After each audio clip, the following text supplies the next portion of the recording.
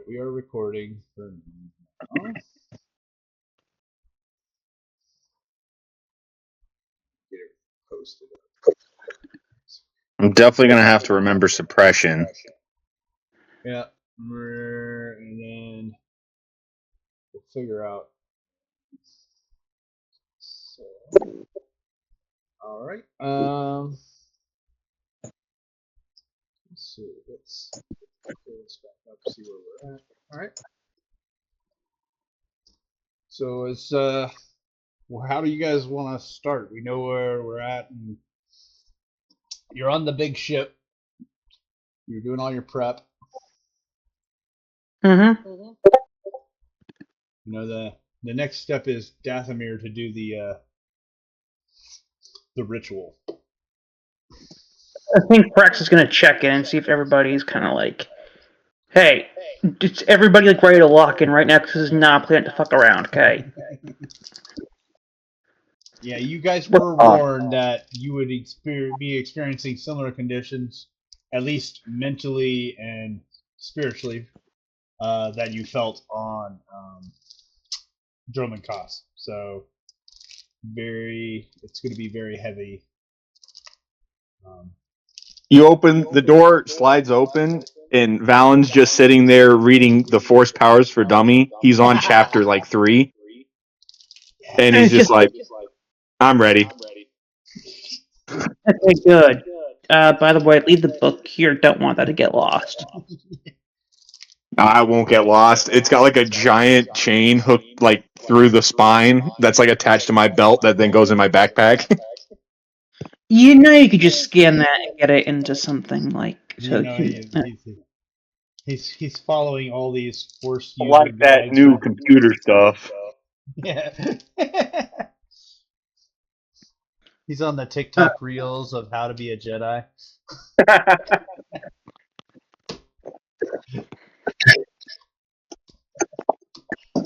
I'm constantly getting alerts, like whenever someone's trying to like break the browser at work. It's just constantly like, bing, don't look that up. Bing, don't look that up. Oh no! Oh no! I'm going to change the word just a little bit where it'll like do the search. That's funny. Yep. So I guess I'm ready to go when you guys are, but let's be careful, and I might need to make a detour. Cool. I mean, the other three are kind of in your control, so they're along for the ride. You two are the Force users of this group, anyway. I go and get Traynor and Verdin. Traynor's probably just chilling in his room, just like waiting around.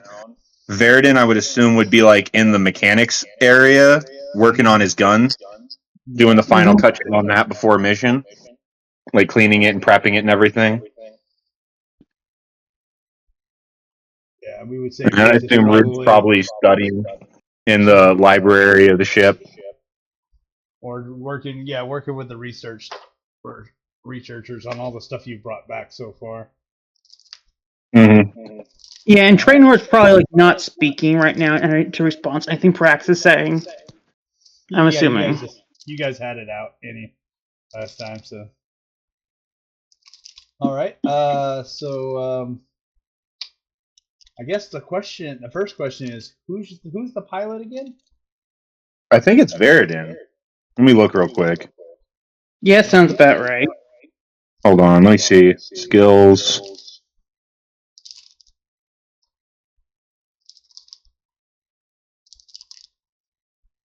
It might actually be Traynor.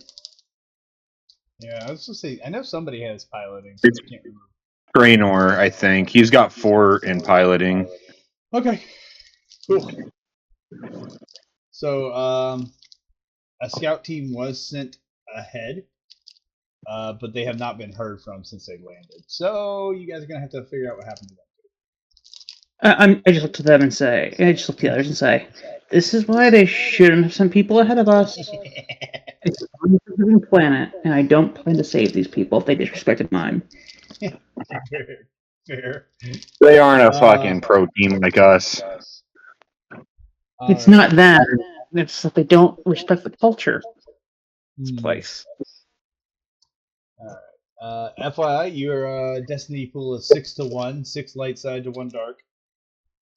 So you guys do have lots of destiny to play with. Might want to save some of those for that last battle.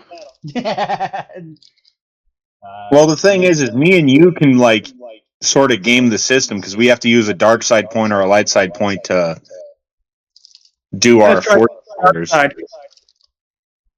No, you don't have to use those to use the force powers. You roll separately for those. You actually roll a force die, which we I thought you had to use we did figure out how to do that, and I gotta remember. Of course, we don't do it enough, but there is a way to do that on your sheet. Where's my? Yeah, there's something funky with the sheet or something like that. Yeah, it's but what we'll do is we'll just have you guys roll destiny die, and I can just update the numbers manually on my side, so make sure that the numbers don't get out of whack. That's fine. That's easy. But yeah, you just roll a force die, and the number of the pips that you get are what you actually have to use for that force power, whether it's light or dark. It's kind of a little bit of chaos with the force. Almost think of it like Winds of Magic and things like that. There's some got it. Okay. Sounds good. Yeah, so we're going to So when you approach the planet, and I do at least have pictures for you to look at.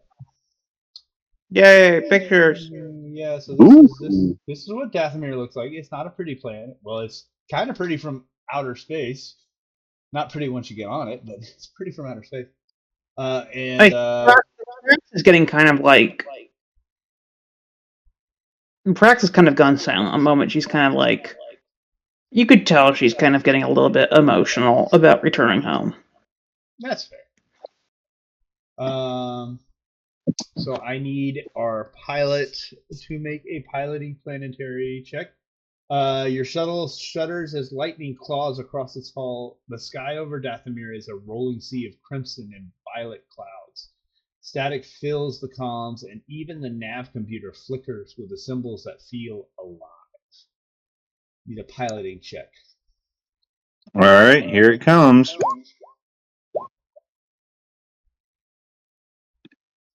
Okay. The ship's going to take a system strain. That's not going to mean much to you guys. Traynor is able to success. Wait, we take strain or the ship? The ship takes system strain. So I just realized I've become a better pilot than our pilot. Because it's an agility-based check, and my agility's super high. Yeah. Check your Traynor sheet. See if he's got a black die selected, because he should have that black die is not on mine. He probably has a black die filled out on his sheet. So make sure there's no black dice. Is it in his critical injuries, maybe? No, it'd be up at the top where his dice pool is set. That was a bunch of zeros. Yeah, because I rolled a black die and I don't have any set on mine. I just ignored, I guess. Yeah, I mean he passed either way, but it's just I saw that and I was like, I don't have anything set on my screen that should have added that black die, unless he's got a skill somewhere that does it. That could be it too. Oh, he probably had a critical injury. That was probably it. Because you guys got wrecked in a fight. Yeah. Let me see if he. No critical injuries. His injuries are clear. Okay, I don't know. We'll ignore that. Okay, I just noticed it. I was like, okay, well, that's not super important. Okay, so you're able to land near a charred plateau overlooking a swamp. Is this the same spot the advanced party landed? It's near their location. But yeah, because of the static storms, it's hard to navigate, and your nav computer was out. So you found villages and stuff? I'm sorry? Is this near the old Night Sister villages or just on the planet? It's on the planet near. It's about. A computer's check to try to fight this interference and get an actual scan off? Sure. Go ahead. I was gonna do a little bit. Okay. Oh, sorry. If you want to try something, you go ahead and try it. And Verity I was can going to try say, it if you depending fail. on my lore skills, I mean, I think I would definitely have Yeah, I have 3 in lore, and I feel like I get an advantage for being home planet. I was gonna say you definitely can make a lore check. That was good. I was gonna ask for one anyway, but you and Ruth both being. Cool. All right. Yeah. And you said you had an advantage. Do the lore check, and then I'll do a computer scan check after. Okay. So wait. So you you recognize the swamp from your own research. It's the Icar Marsh, and this is the liquid that was used by Night Sisters for their blood magic. So it's also been tainted by the Force. So traveling the swamp can be very dangerous. Yep. But Um, nothing on the specific village is like not. This is Not- what like. This is not like the one where everything happened in the Clone Wars. Is what I'm no, asking. no. But you are near. Well, you feel like you're close to the temple. You're just gonna have to traverse the marsh to get to the temple. Got it. Go ahead and give me that computer check. Ooh. So the computer's not happy, and it's actually going to.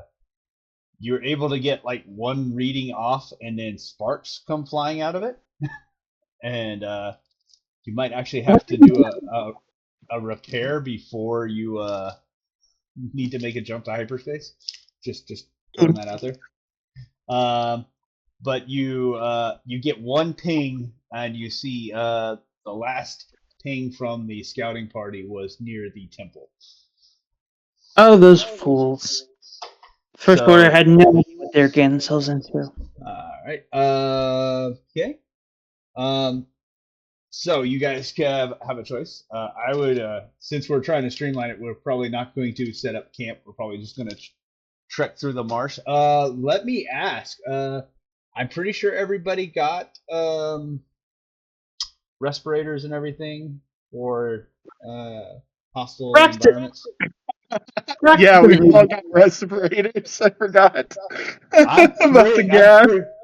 pretty sure you guys bought those like session Ages ago. 3 Two. or 4 because you're like, It was we're gonna be doing session 2. some excavation. I bought everyone respirators because I wanted to do the knockout gas trick that only worked once. Yeah, so you got that is fantastic because Also, I think practice doesn't need one, right? no, because but you will still have to make a resilience check either way.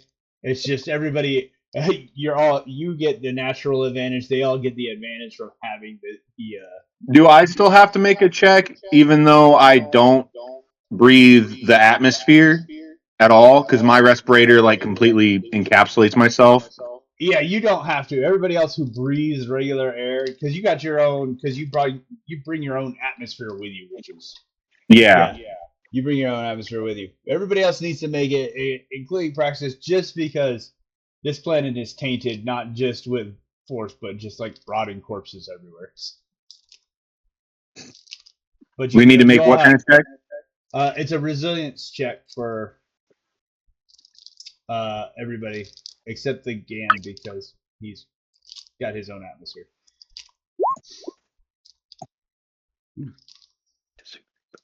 Yeah, and this resilience. Yes, resilience. Not something a lot of people put points into, I know. Ooh, poor Trainer. Also, I think Trainor is not having a good day. He did not have those seals tight on that respirator. I gotta check out this bad juju and get the force coming into me. Did we get Ruth? I know we did not get Ruth's. That she would be the last one. All right. Hold on. I forgot.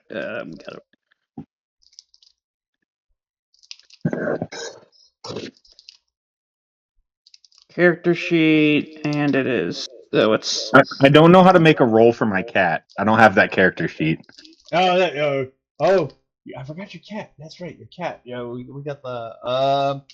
Let me look one up real quick because I was like, Hold on. Oh, there we go. Now I can do it. Hold on. Oh shoot! What is that stupid thing called? It's a. Is it the Manka cat? Yeah. All I know is it was big enough for me to ride it, and I knocked it out. Yeah, I'm just looking it up. Where's this resilience? It's got 3 green for resilience, so I'll just roll it. Okay. Of course, Ruth is fine. Your cat, unfortunately, is not. But it's just a point of strain. It's not the end of the world. Okay, point of strain. So anybody who didn't have successes takes a point of strain. Except for Baron, because he had a solo advantage, so let's call it a wash. Because he had the advantage. But everybody else, it's not the end of the world. So as you start to wade out into the swamp, you realize it's about knee deep that you're going through this ichor, which is it's not water. It's kind of this almost living kind of substance that the Night Sisters used to use in a lot of their rituals. It clings to you, and it's. And Prax doesn't mind that. She's kind of like welcoming it. She feels kind of like. It whispers. Valen feels really comfortable in it, but realizes that Veridin and Ruth are not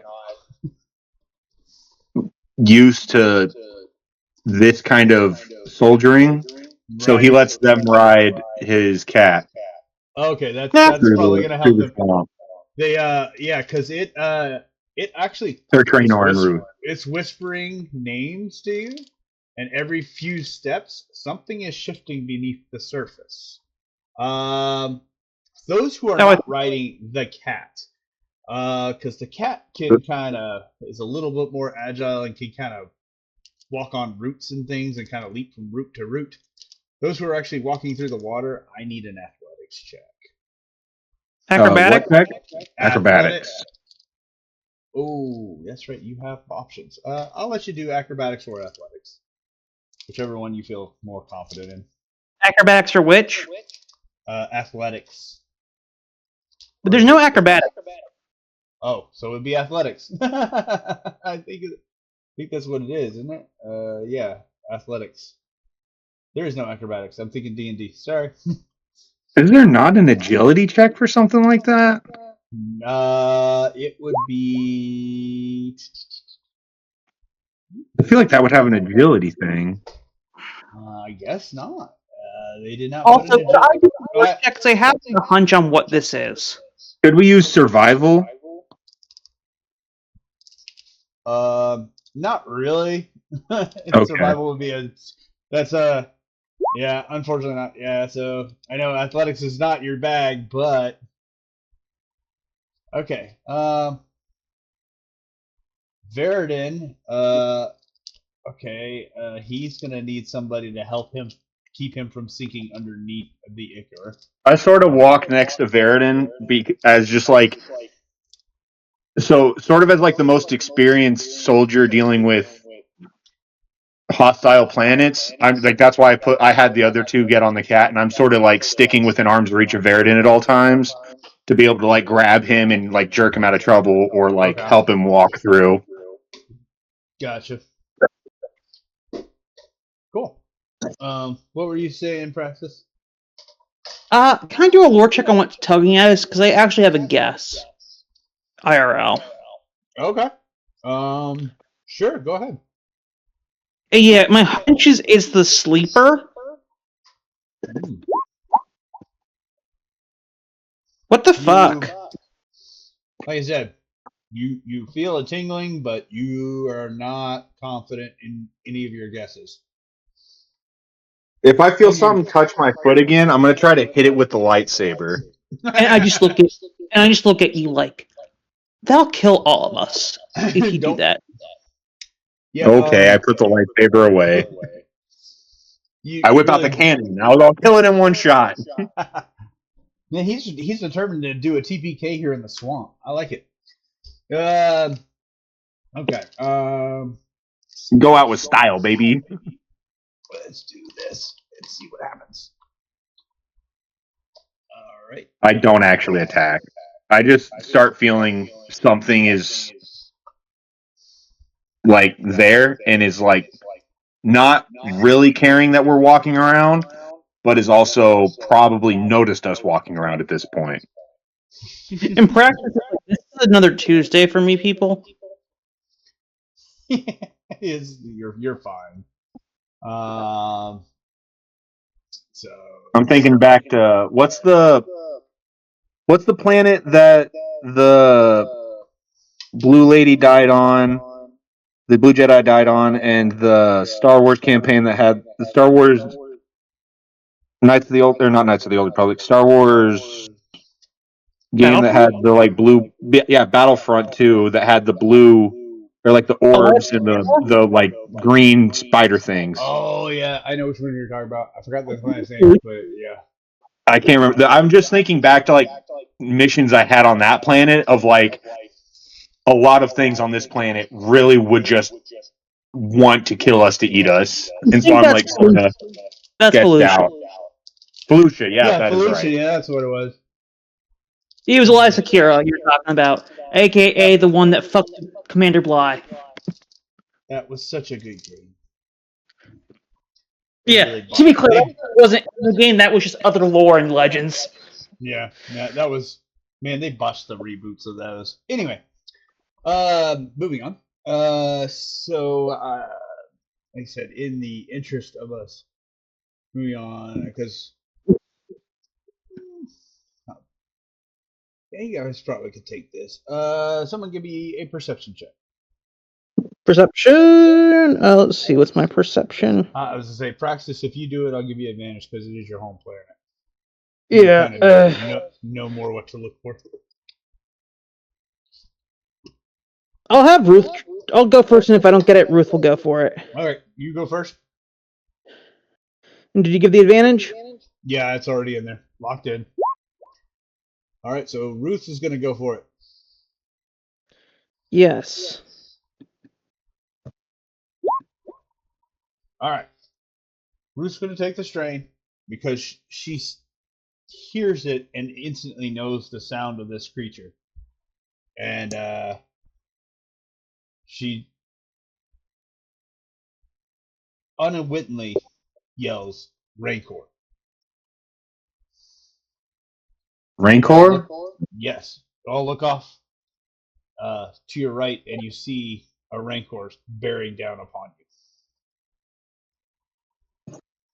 It's at long range now for those who have ranged weapons.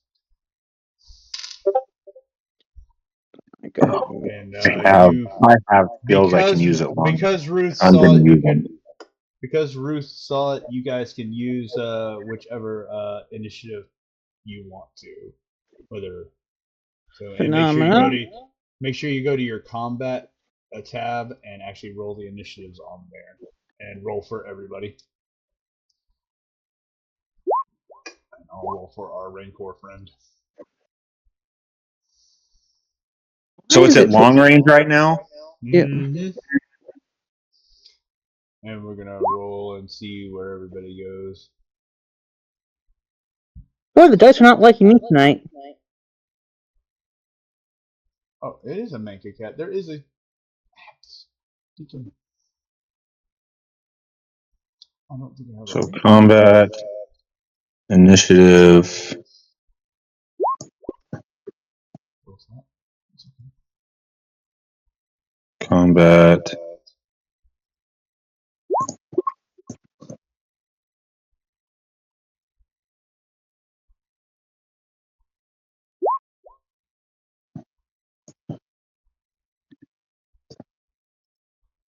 That's not the worst rolls.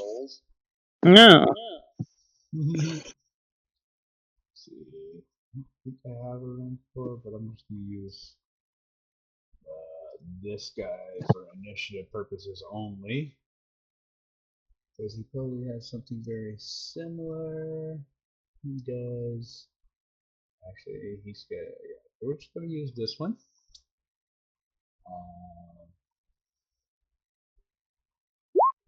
Okay, so that's our. Yeah, so let's see if I order this. It's going to be 2 PCs, then the Rancor, and then everybody else. So, who All right. wants I think Valen's gonna take the first shot with his cannon? with my cannon.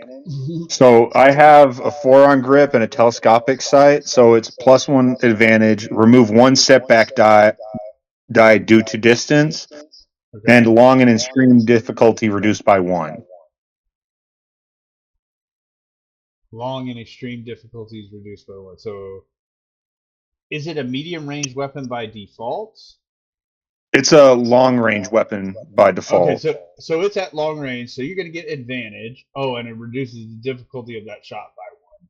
Yeah. Nice. So it makes it from an average shot to an easy shot. You get, and of course, you're going to aim and shoot, and you'll get your free advantage. And I believe you crit on 2 now. I also have another advantage with Bantha's Eye, so I'm going to crit on this shot if I hit.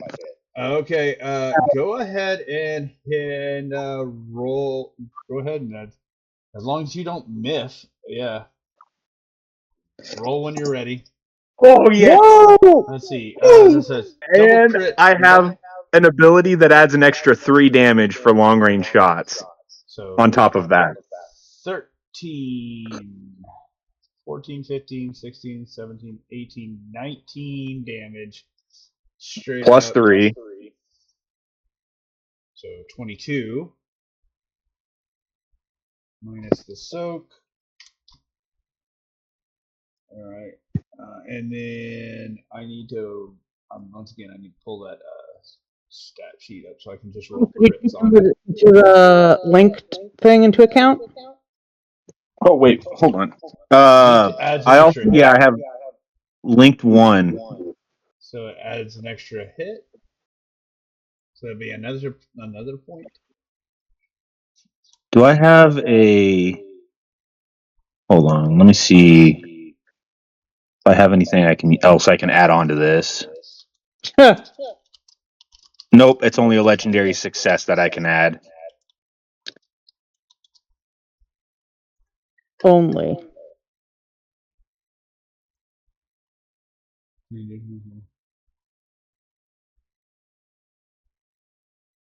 Just hit it for 23 points of damage. No big deal. No big deal, and 2 crits coming on it. So let me pull that up. I'm gonna roll on this other one just to see what those crits do. First crit. Oh, it cannot perform a free maneuver on its next turn. Well, Nice. and all intellect and cunning checks to increase. So that one not as great for you, but the fact that it can't do a free maneuver next turn, That's nice. That's nice. So next would be another player. I'm assuming somebody else has. Does somebody else have a big gun? No, but I have a lightsaber with a bunch of features, so use a double saber. Okay. So you're gonna have to move up to it. I think it'll be Veridin or Trainor, maybe. I hit it with the. Oh. Okay, and here's reroll. You said? Yeah. Give me 1 second because that dice was set up from the previous one. So try it now. Wait. Yeah. Okay. Yeah. Okay. Hits and here's. Yeah. Go ahead. Here's the thing. It ready? No. Yes. Ignore armor. 10 X times 10 soak. Linked hit to target. Sunder requires 1 advantage. Damages item held, and then also breach 1, linked 1, in vicious 2. Vicious 2 ignores 2 points of soak, and you're already ignoring 10 points of soak. So, okay, and then. Good lord, what'd you do to this thing last session? Remember, it's the old Inquisitor lightsaber. Yeah, the Inquisitor lightsaber is so much better. So it's And then is it's it linked as is well. it it's 10 plus 1 point of damage? Is that what I heard? No, it's hold on. It's I don't remember how much damage this thing does. X times 10 soak linked. What's the trait called? I don't know. It's Is it oh, on it's your sheet? breach. Oh, it's breach. That's what it is. Ah, breach. And is it breach 1? I think so. Okay. Allows a weapon to ignore a certain amount of the target's armor or soak, and it says it's 10. Okay, so It's whatever times 10. It's the variable times 10. So that's in this right. case, That's right. Yeah. So 1. Yeah. So it's fine. It's still you're still ignoring 12 points of soak after everything's said and done. Plus, and what's the base damage on that? base damage is 6. 7. Okay, gotcha. All right. So you moved up to it, obviously. So you're within. It doesn't have to move. So it can't perform a free maneuver. So it can't aim. But it can. How's it looking right now? Did I blow a chunk off of it, or did I just sort of scorch its fur? You hit it square. Like I said, you hit it kind of between the eyes. But you got to remember these things have thick skin. Yep. So he took it. You kind of rung its bell a little bit, and then the lightsaber kind of cut it as well. And so he's really kind of ticked off at the lady who just cut at its legs. So he's gonna swipe at you with his massive claws, and it literally says massive rending claws. What does a free maneuver count as, though? I'm confused by that. What's that? It could be aim, move. Free maneuvers are aiming, moving. Got it. Hiding, but because you're engaged with it, it's gonna swipe back. And I'm sorry in advance. Oh no! So that's FYI, it does crit on a 3. Oh Lord! Also has knockdown and sunder. Apparently. What does sunder do? I'm looking it up right now because I'm trying to remember. I had it pulled up and it didn't want to. Where'd you go? Sunder. Damage opposing weapon 1 step. Required. Oh, but I'd have to spend an advantage to activate it. So I could either damage your lightsaber or you can take a crit. The choice I'll I'm gonna take give the to crit. you take the crit. He's like, I need this lightsaber, man. Yeah. Okay. So damage. Base is 15. So that's 20 total. Plus a crit. So 20. Well, shit. Are you dead? I'm unconscious. You should have gotten but weren't you? You should have been at full health before we got down. Yeah, I know that fact. Okay. Your soak's like 3. My soak is 7, and my wounds is 12. Ooh. So it's 1 too many, and then I gotta roll the crit. You hold on. You should have a defense from that lightsaber though. That lightsaber should provide you melee defense. Oh, hold on. Pretty sure they have the defensive trait too. Most lightsabers do anyway. So we should have rolled a black die on that. So reroll? No, let me just reroll. I'll roll the black die, see what it does for you, because it should have. It might prevent the crit at least, or it might prevent some damage. Let's see. Oh, there we go. So it would have prevented the crit. That's good. Okay, so hold on. How do I remove the critical effects off? Here, there we go.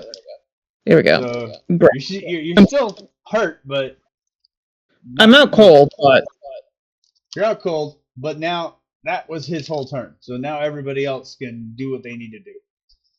And it's All right. 1, 2, 3, 4, 5 before he gets to go again. And remember, Praxis does not have to go at the top of the round next turn either. Yeah. So I think I'll just do Ruth since I'm on her sheet. And she'll aim and fire her DL7H. Okay. Aiming and firing whenever you're ready. No. What the fuck? All right. Next. We got 2 people left. Next is going to be Veridin with his blaster rifle. It has the same stuff that mine did. Okay. So he gets the free advantage, plus he can aim. Right? he can aim, and then he gets He gets a free 2 reduce the advantages. difficulty of a long range shot. And he gets the free advantage, 2 free advantages, so he's guaranteed a crit. Yep. All right, go for it.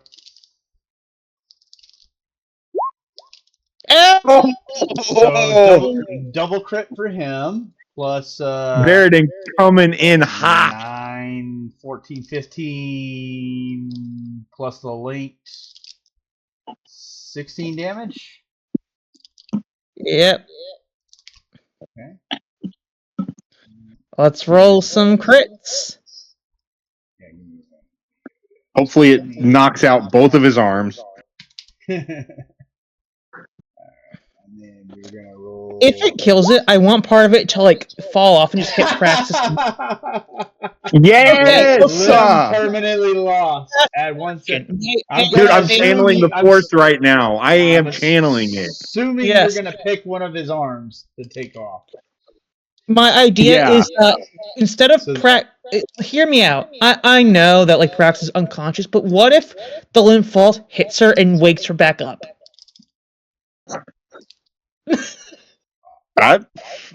All right, and 1 setback died. All skill checks until the end of the encounter now. So now it's got 2 setback dies on anything it tries to do. Yeah. So next would be another player. It has to be Traynor. Yeah, Traynor is the last one. All right, Traynor. He just has a regular blaster rifle. Nothing crazy. He can do it. We believe in him. I believe so much in Traynor. Come on, Traynor. Here we go. Hey, he hit. Hey, he got a hit. Let's see. It's be 10, but it's just a regular black. Oh wait, why is he both? Ignore the black die. Give him a second advantage. He can pass a boost along. I'm guessing that's what he's gonna do with that. Yeah, he needs 3 to crit. All right. Yeah. Okay. Back to the top of the round. I'm assuming heavy cannon. We're gonna start with the heavy cannon. Heavy cannon is coming back out. All the remove a setback die. 2 advantages. I'm aiming. Come on, we need a double or triple crit on this one. Come on. Fuck him up. That's a triple crit. There we go. 13, 14, 15. So 16, 17 damage again. So that's gonna be plus 3. Plus 3. Oh, so 20. Is he still at long range? Yeah, he's still at long. He hasn't moved. He hasn't had a chance to move because he didn't have a free movement and he attacked last turn. So you guys, and now I got to roll 3 crits on this guy. Yeah. This dude is getting messed up. 1. Other arm. Bye-bye. Agonizing wound. Increased difficulty of all brawn and agility checks by 1 difficulty. So now, oh my gosh, he's now going to roll harder. He's not going to be able to walk soon. Now he's bleeding out. Suffer 1 wound and 1 strain every round at the beginning of turn. For every 5 wounds suffered beyond wound threshold, suffer 1 additional crit. Ignore these details. All right, and then the last crit of this round, this one. The end of night. He dies after the last initiative slot during this round, if he makes it there. Let's be honest with ourselves, because I have this sneaking suspicion Veridin's about to take a shot. There, Veridin is indeed. then. Come on, Veridin, you can do this, buddy. Welcome. Hey! Oh gosh. Let's see. He has so he's gonna get his free crit. And then that's another. He has the +3 as well. No, he does not have the +3. Okay, Only so I do because of my 12. Oh, it's a class it's a skill. class 2. All right.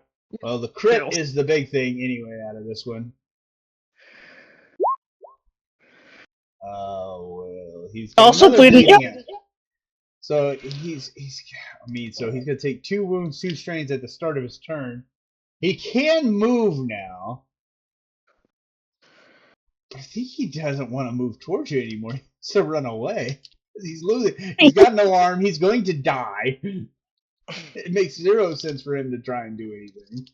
Yeah, he's gonna try and move away. You guys can try and chase him down or just let him die. It's up to you guys. I think top shot just for. Yeah, if Ruth wants to take a shot, I think Trainor's like not gonna shoot. He's like, it's running. That's all we needed. Is what Trainor would do. Not her character practice well, but she's out cold. Yeah, Ruth probably has a bit of gumption in her still. But she's gonna get the free boost from Veridin, so whenever you guys are ready, take that shot. No, I said Ruth would not shoot. I don't think. Okay. Yeah, okay, so yeah, I think we just let it run. I don't think anyone wants to take a shot at it anymore. I mean, Malin's like, we've made enough noise. Everyone, calm down. Yeah, it's gonna run for a couple of seconds, and then you're gonna hear the thud in the swamp as it hits the ground. And Prax just laying there out cold, like, "Hey, yeah, I'm here." I like look at my cat and like signal at it to go to Praxis and tell Trainor and Ruth to use pretty much all of their stim packs to get her back to full health. Well, you guys have a med kit, I believe. Oh, we do? Yeah. How much does a med kit do? I think it's just a medicine check, and so you want whoever has the best skill. That's probably Ruth, if I had to take a guess. Actually, I think that's me, if I'm not mistaken. Oh, so Veridin's pretty good at best. Veridin's really good at medicine. He's got a bunch of intelligence. So Veridin comes running up with the medicine kit. Okay. So he's just gonna. I'm gonna go ahead and just roll a medicine check, and then so I want to say the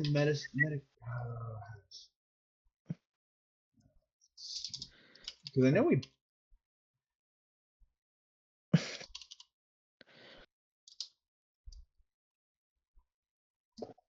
Okay, so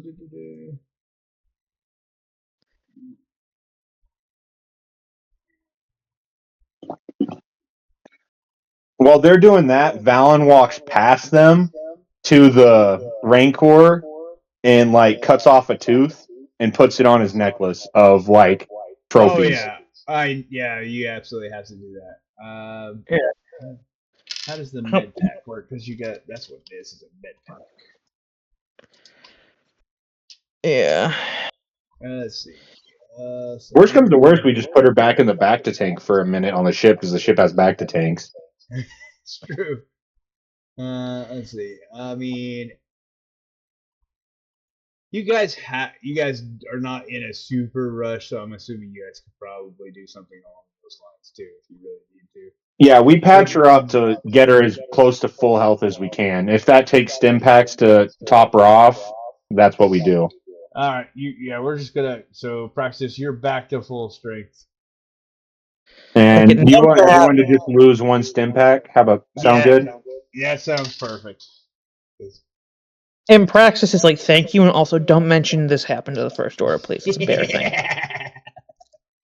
I'm just impressed with the sheer amount of crits that happened in that one. That was. Yep. All right. I love the amount of damage my cannon did. You're crazy. And that sometimes range works. So after the excitement with the Rancor and patching Praxis back up, You continue your journey. You crest a ridge overlooking a valley littered with bones. Raker skulls, broken sabers, and charred sigils mark an ancient battlefield. The air hums with female chanting, centuries old. Can I try to decipher this with advantage since it's my home? You can, yeah, go ahead and give me a It would be lore. lore. Yes, it would be lore, and I'll give you advantage. All right, great. Yes. The Night Sisters fused their souls with the Ichor after the Clone War massacre.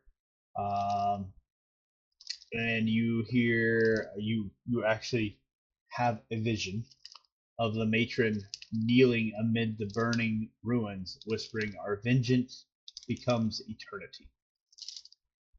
Yeah, I think I just ask, like, not even as I'm talking out loud, who did this to you? I mean, you kind of know, but it would have been the Clone War massacre. Well, here's the thing.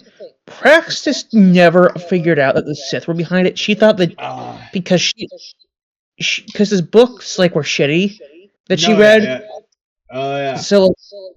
So does this explain that it's to her that's a Sith, or does she just kind of like have to figure that out still?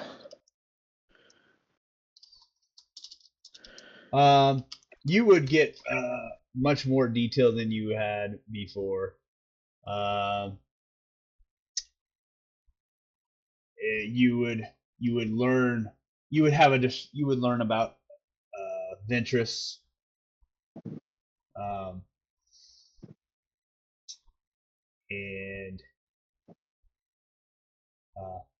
and Dooku.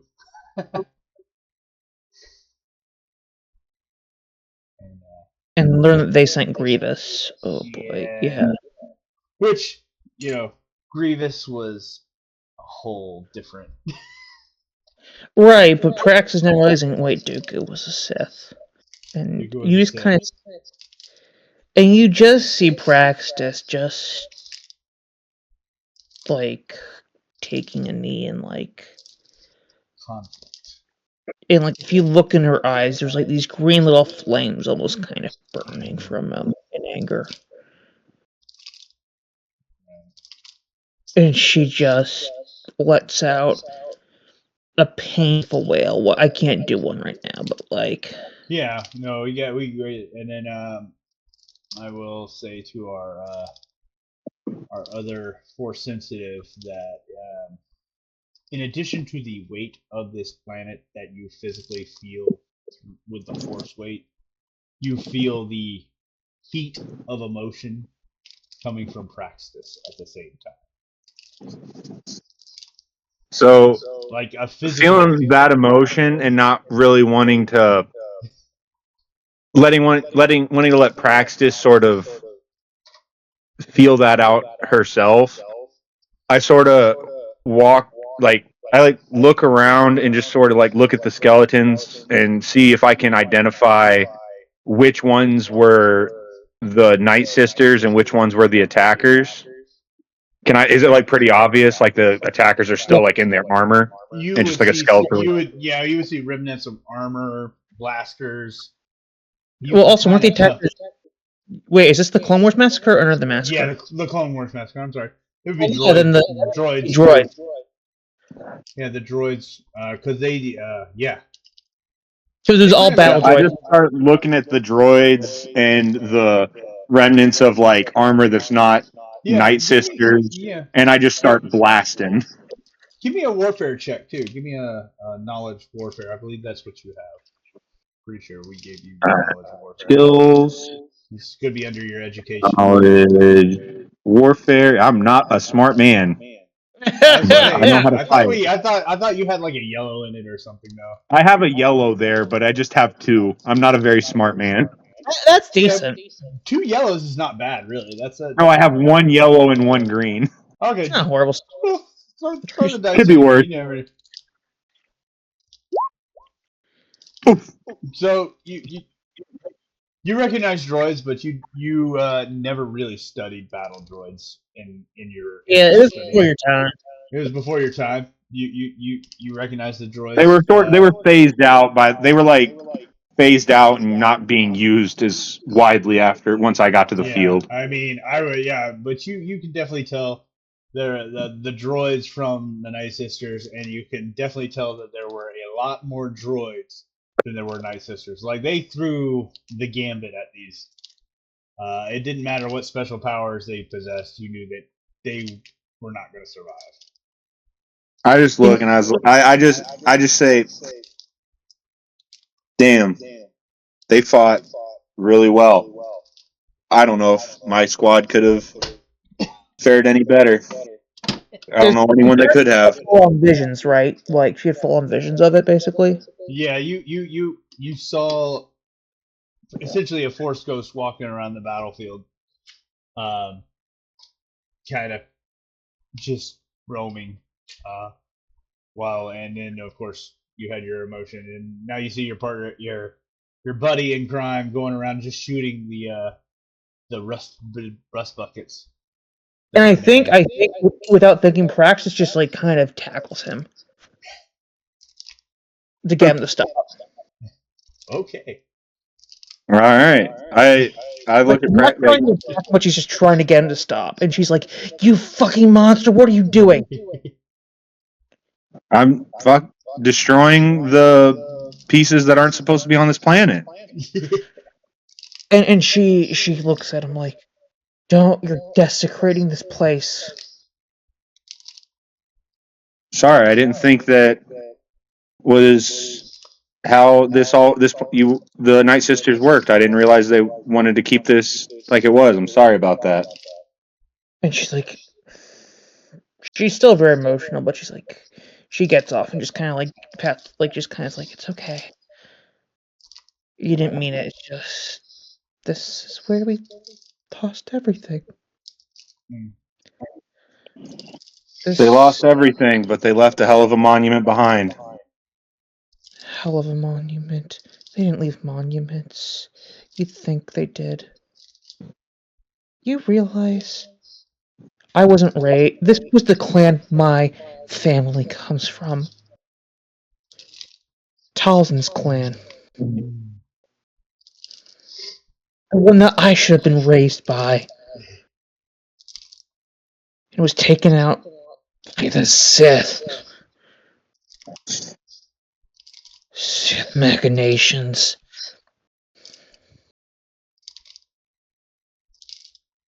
So I hear her.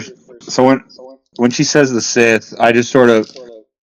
You can't really see like most of my face, but you just see my eyes get slightly confused, and then think back to planets they had me wipe out for different reasons, or villages they had us wipe out, and I just sort of go, "This tracks."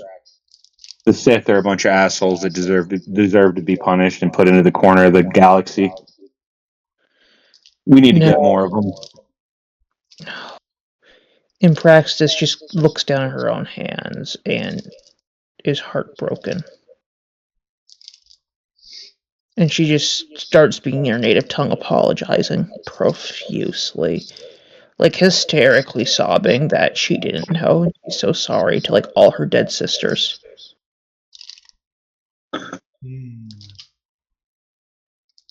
I just sort of pat Praxis on the back and let her go for a minute or so, and then say, "We have to finish the mission. We have to complete the ritual, or at least ourselves. We don't have to give it back to the Sith." But they know we're here.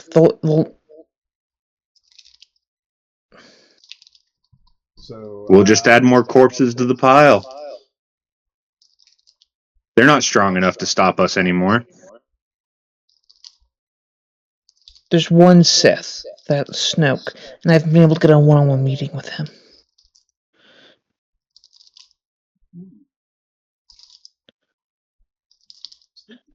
Do you want to have a one-on-one meeting with him? I've tried multiple times before. This is fact. If you go back in the old recordings of the sessions, the Praxis has asked before. Oh yeah, she's trying to get one-on-one. We'll have to move forward, but I don't know what gonna do with myself? That's right. You Well, want to have one. just try to keep me in the loop on your decision.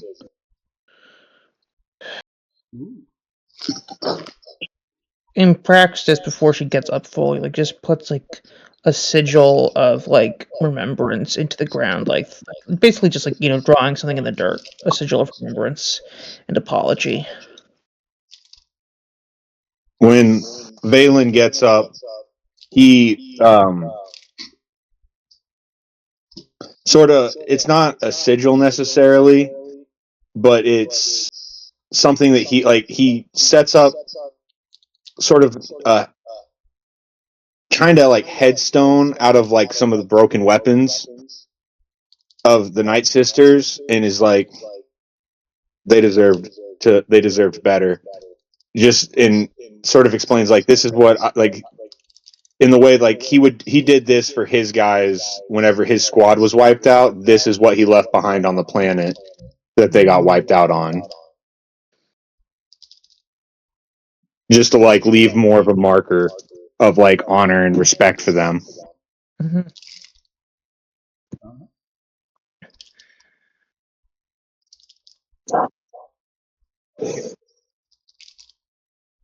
We step off and continue on to the ritual site and the last ping of the All right. So scouting squad. Yeah. So as you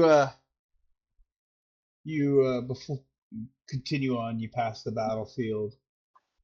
Very somber, the whole party.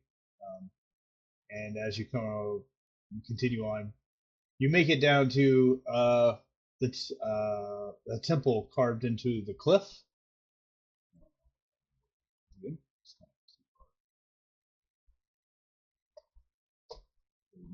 Tomb of Kujat. Yep. Into a cliff, half stone, half bone. Glowing runes depict women raising mountains with gesture.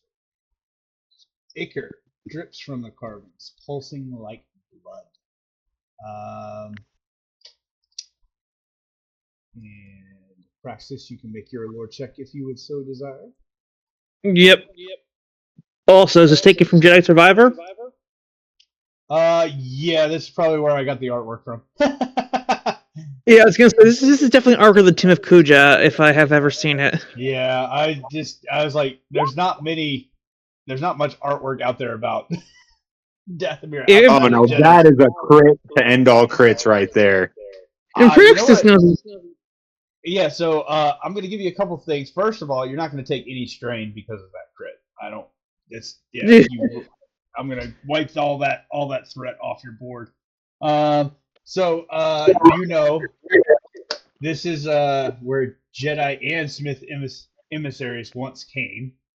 And you also see a Force echo of a Jedi and a Night Sister exchanging holocrons, smiling at one another, then both scream as they're consumed into crimson flame.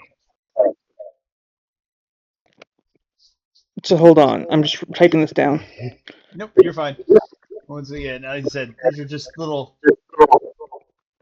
just kind of reinforcing the fact that this planet has seen a lot of horror over its history. And I'm assuming that was clearly Cal and Marin. Yeah, it's just one of those. It's like, yeah, this planet has seen a lot of bad stuff that it shouldn't have seen, but it did. And she just whispers, "Others survived."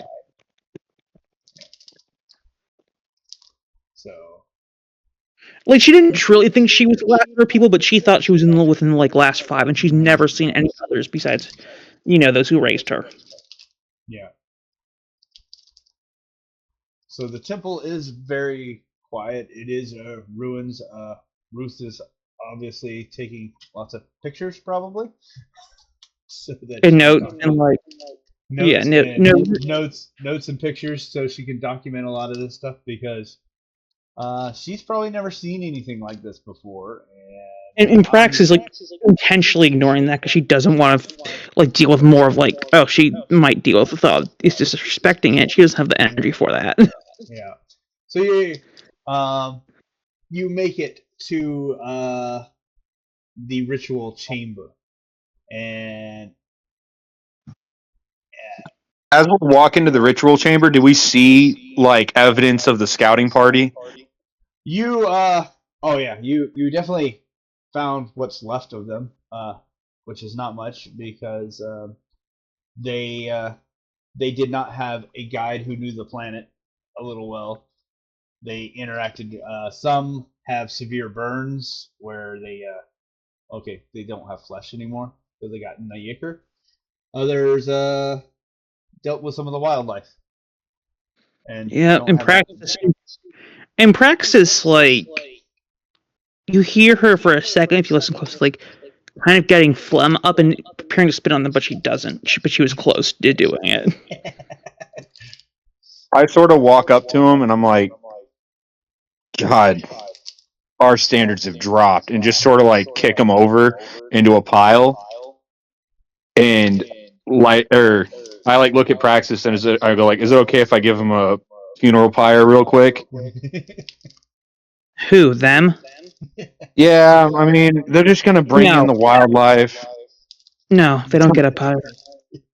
All right, they'll feed the local wildlife, and they're just sort of in a pile, like off of all of the carved or man-made structures. They're just like off, like in a pile, like in a ditch, basically, Okay. of like the walkway up here. Cool. Yeah. So you make it to the ritual chamber, and who's got the holocrons? I think I do. Yeah, I Okay. think Praxis would have the So, holocrons. when you get in, you can feel the energy of the holocrons starting to react, and you can feel their energy starting to, like, they want free almost.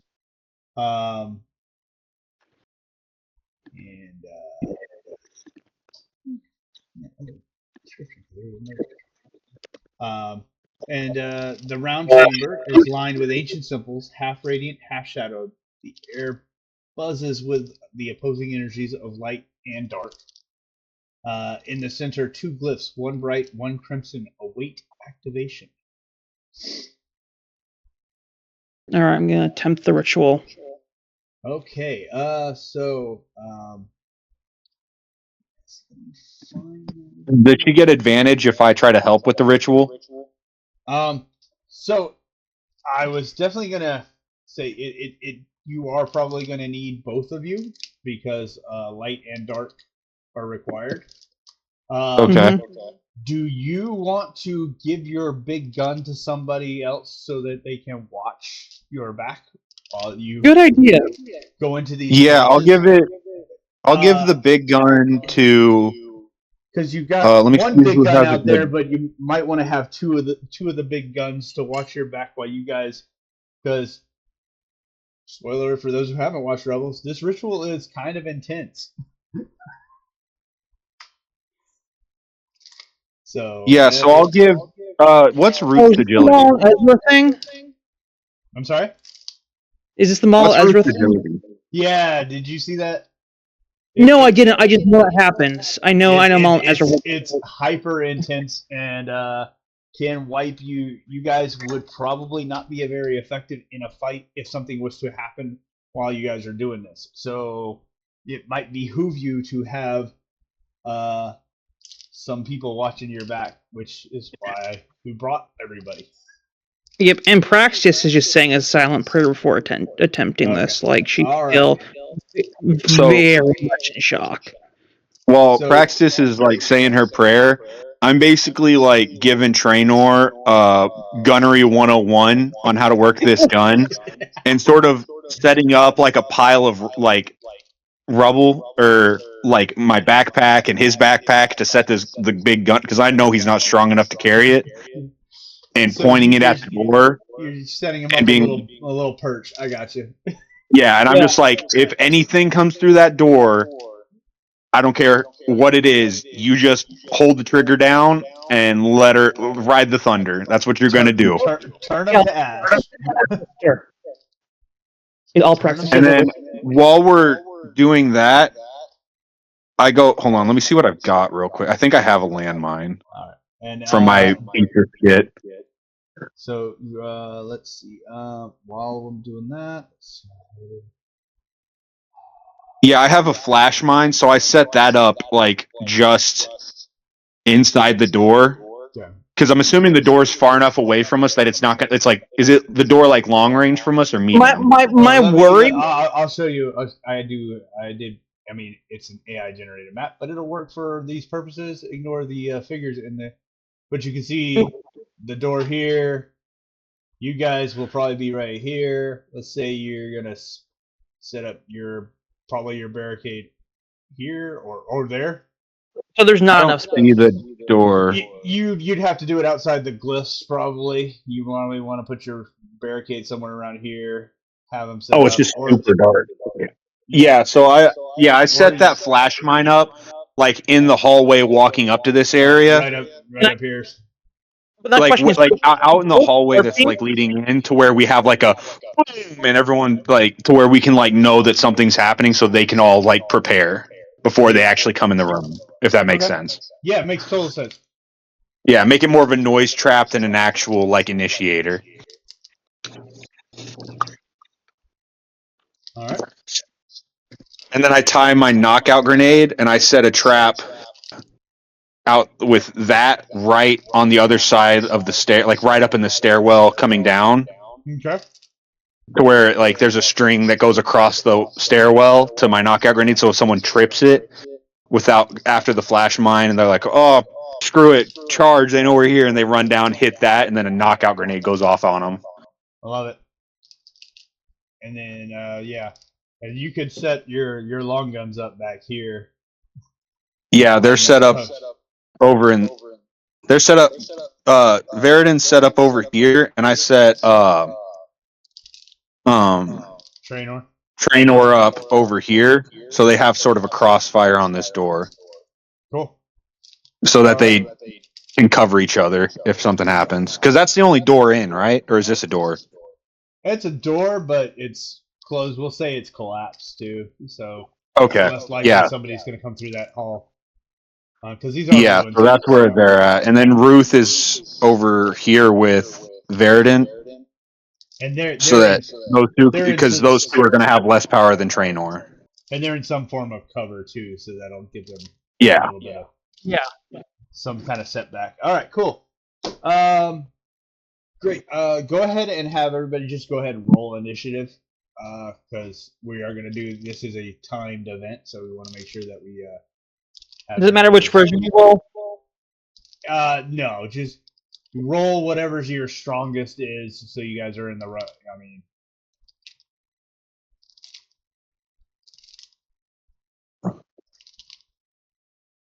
And we're missing one. Who are we missing? Ah, there we go. Okay, cool. Once again, you guys get to pick the order. You just have to kind of rotate. And then we are going to.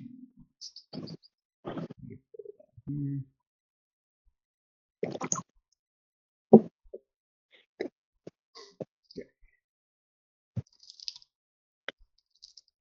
All right, so who is holding the Sith and who's holding the Jedi? I mean, it makes I'm sense for me to- holding the Jedi. Yeah. Pretty All right. simple. I figured that was going to be the case, but all right. Yeah. So we're going to start. You both are going to go probably the first for these first few rounds, but that could change. So it is going to be a coordination check. And Oh, once gee. again- And remember, these things are physically shaking in your hands. So coordination to stabilize All right. them. Who's going first? I'll go first. Okay. Nothing bad happened. Nothing bad happened. Glyphs are glowing. You're all right. Valen has got his stabilized. It's okay. Yeah. Glyphs are glowing. Everybody else is kind of watching, observing, kind of prepping. going to skip to the next round, just kind of move that along. Praxis, do you want to try your coordination check again? Yep. Hey, we got it that time. Take 1 point of All strain right. for the stress. All right. Now, you both physically are feeling the physical force kind of coming together. The dark and the light side are coming together, and it is pretty much, it's kind of like an offensive lineman and a defensive lineman pushing at each other, and you guys are trying to just keep it balanced. So it is a discipline check this time.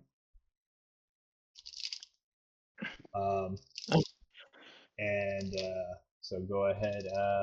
I guess it would be Valen. You're up next. So a discipline check from you, please. Oh no! Oh, so here's the thing. You can accept the failure, or you can suffer 2 strain to force it through. Wait, I don't see a failure. That is a straight fail. We could always use a light side point to Oh no, that is re-roll. a threat. Those are. Hold on, what's going on? I see Valens. I see Valens, but I just see a wash and then like.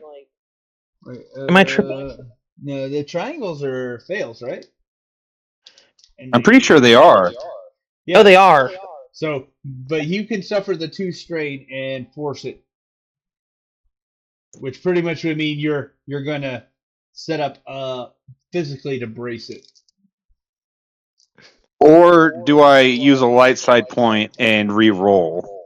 We might need those in the end. Is my worry. Okay, I can hold off on using those. I mean, we do have 6 of them though, and we've never ran out. Use one. Yeah, let's use one then. I forgot we had that many. Go It's for never it. Yeah, been we that have many. 6. You use one and re-roll, because All right, that I've was used one,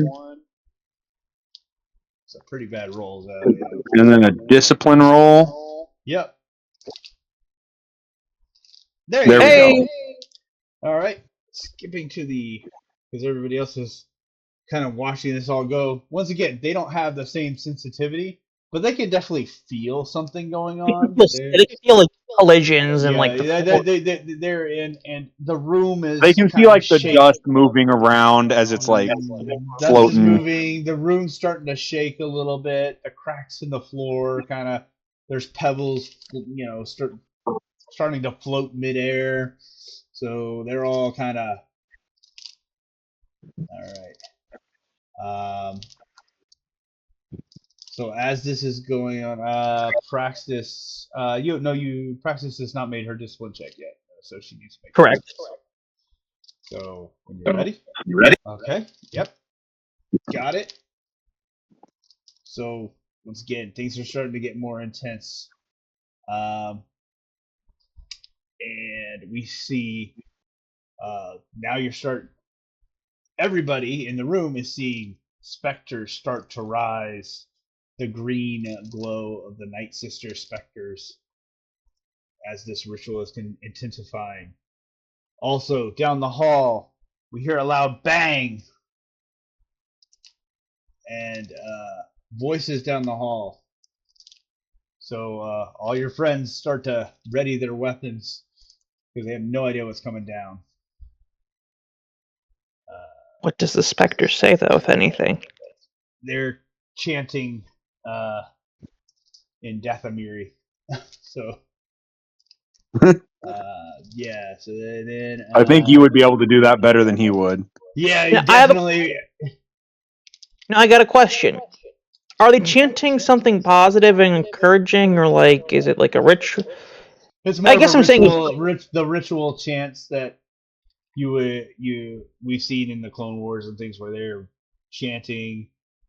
Almost Okay, like they're repeating the ritual that you're doing right now, in specter form. My thing is this: would Praxis get an advantage die from that? I think you can make that argument because you could tap into. You would be able to understand it, and you would be able to. discern some kind of, maybe if it's not like guidance, some kind of like calm from it. Yeah. All right.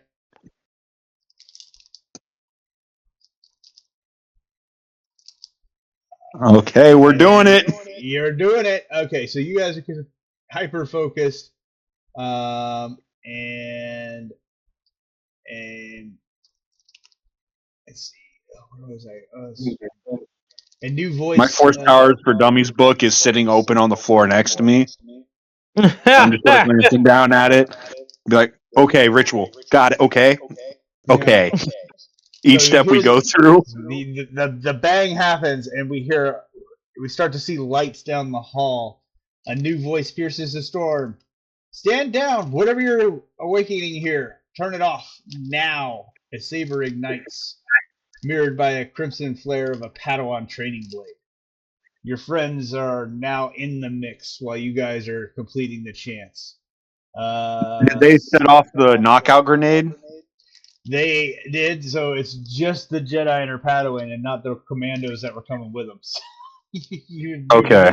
You have minimized some damage at least, but your friends, fortunately, who have two very big, heavy guns, are about to open up on these two. I'm assuming. Let me roll them into our initiative order and see where they go. I'm curious how a Jedi's lasted so long without going insane. I don't think they've been here that long. That's the thing. So I've made it. If I made it, they could make it.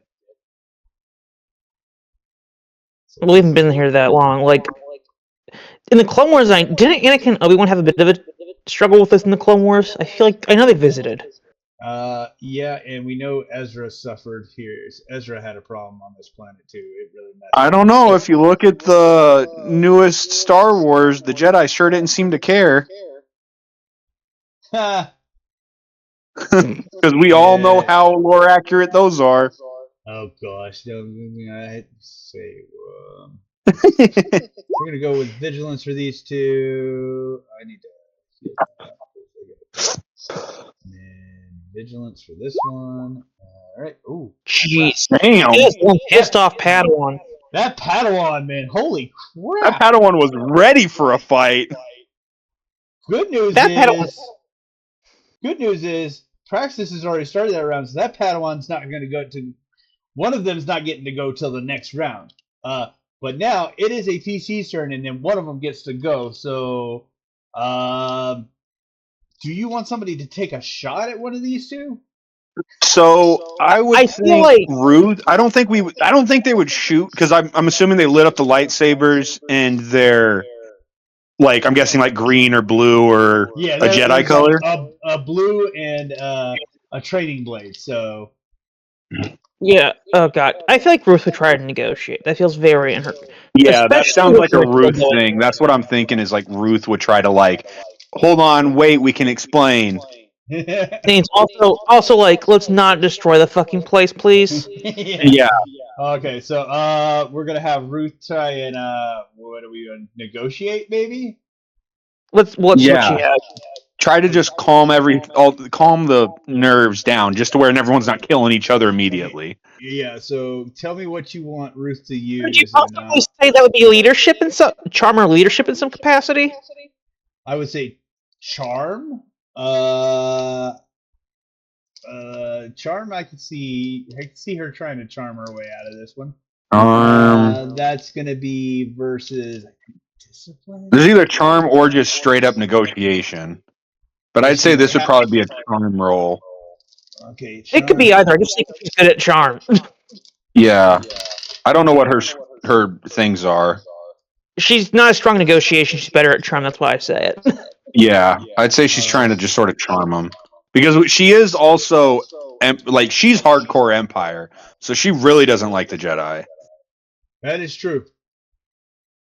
But I also don't think she's much of a fighter. Yeah, she's like, I hate you, but also you could probably kick my ass. So I think she's trying to charm them into calming down and letting this situation resolve, and letting me and Praxis explain the situation a bit more. They have seen what a Jedi can do to your your one trained lightsaber user at the time, and the lights. Do they? So, do they notice that I am currently wearing Jedi robes that are sort of like disguised?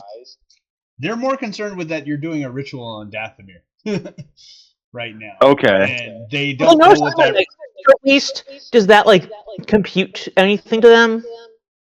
I'm sorry, you kind of broke up a little bit. Does like the fact that I'm a Night Sister like kind of give them pause? And the fact that I'm using the light side. So here's what has happened to them in the past 20 seconds. A flashbang went off, a knockout grenade went off. They come into the room and they feel force tension all over the place. And the quick scope shows 2 sniper rifles pointed at them, and you 2 messing with holocrons. Yeah. Technically 2 sniper rifles and a cannon pointed at the door. Yeah, so what do you think their initial reaction is going to be? They're not going to that's too valid. hard That's valid. about who's holding what or what people are wearing. They're going to they need to de-escalate the threat first. And so Ruth is going to make, if she's going to make a charm check, that's fine. Let me pull up the stat sheet again. It's going to be I have it. Yeah, and just tell me when to go. Yeah, I just got to set up it's against the cool, which will be this. So, do you want to use a light side point for this? Well, let's see how this goes first. All right, go ahead and roll. Ho! It worked! Wow! I wasn't sure she was going to pull that off. Oh my gosh, Ruth. Good. Ruth. So, all right, Ruth is got them to at least hold off. To at least start a dialogue. I feel like with this case, she'd be like, "Look, We're just trying to open 2 holocrons, and like they're doing some delicate force shit in a place that's already shaking. If we mess it up, this place might kill us all. So like maybe hold off." Is I think probably the logic she might go is one of the trains of thought. The question is, what delicate force stuff are you doing, and why are you doing it here? So, and I think you guys are in trance, so you 2 are completely. Yeah, we can't do anything. So Ruth understands that the ritual is opening up, because the ritual is opening up 2 holocrons that are paired, that are light side and dark side. They will reveal combining the 2. Yep, and they're going to reveal them up. She understands what we're trying to accomplish. So I think she's sort of explaining to them that she doesn't want to give everything away. Yeah. But she simply says, look at what they're holding. It's 2 holocrons. They're trying to open up 2 holocrons for us to get information. Because none of us necessarily look Empire, because we're sort of like a bounty hunter group. We have one person that looks like a Night Sister, one person who looks like a soldier from a war past. Which is, to be clear, he's wearing Imperial armor. You're the one who looks the most Empire. But I'm also wearing a Jedi robe. Over the Imperial and using the light side, which is this. I'm wearing Imperial armor, yes, but I'm also wearing a Jedi robe and using the light side. So that's like 3 very conflicting things. So they're probably really confused about what the hell I'm doing. They're like, what the hell is this guy? They're confused by a lot of things that are going on right now. Yeah, so it's... But I think she's basically explaining, like, this. If this ritual ends, if you stop this ritual by force, bad things will happen, not because we're trying to make them happen, but because this ritual involves so much power on this planet. And that is already stoked with power, and these 2 are currently channeling a bunch of it. I mean, obviously they're not going to attack this round. That is for sure. They're considering things. Weapons are still drawn, but they're so in the meantime, I believe the Praxis made her discipline check this time around. So now, Yep, we all made our checks. All right. Be me again. All right. So this one actually is for both of you. So you do actually have to make this one at the exact same time. So we're gonna ignore initiative for just this one check to see if you guys do it. This is the final alignment. This will actually be you'll be rolling a force die. You both have to roll a force die. You need one of you needs to roll light and one of you needs to roll dark, and it has to be the exact same number of light and dark because you're trying to. God, this is gonna be How hard. do we roll? Wait, what? How do we roll a force die? Where's the force? Just gonna do a destiny roll. I know that the current destiny pool is 5-2, so you're just gonna roll destiny, and I'll reset the destiny after we get these rolls. But Okay. you're both gonna roll. We're looking for opposite pips, but the same number of opposite pips. This is hard, Okay. and this is where you may want to consider using the light side points to get this roll to go through. Let's roll it first and then see if we need to try again with a light side point. Go ahead. Who wants to roll first? So you know what the I'll other roll ones look first. like. All right, here we go.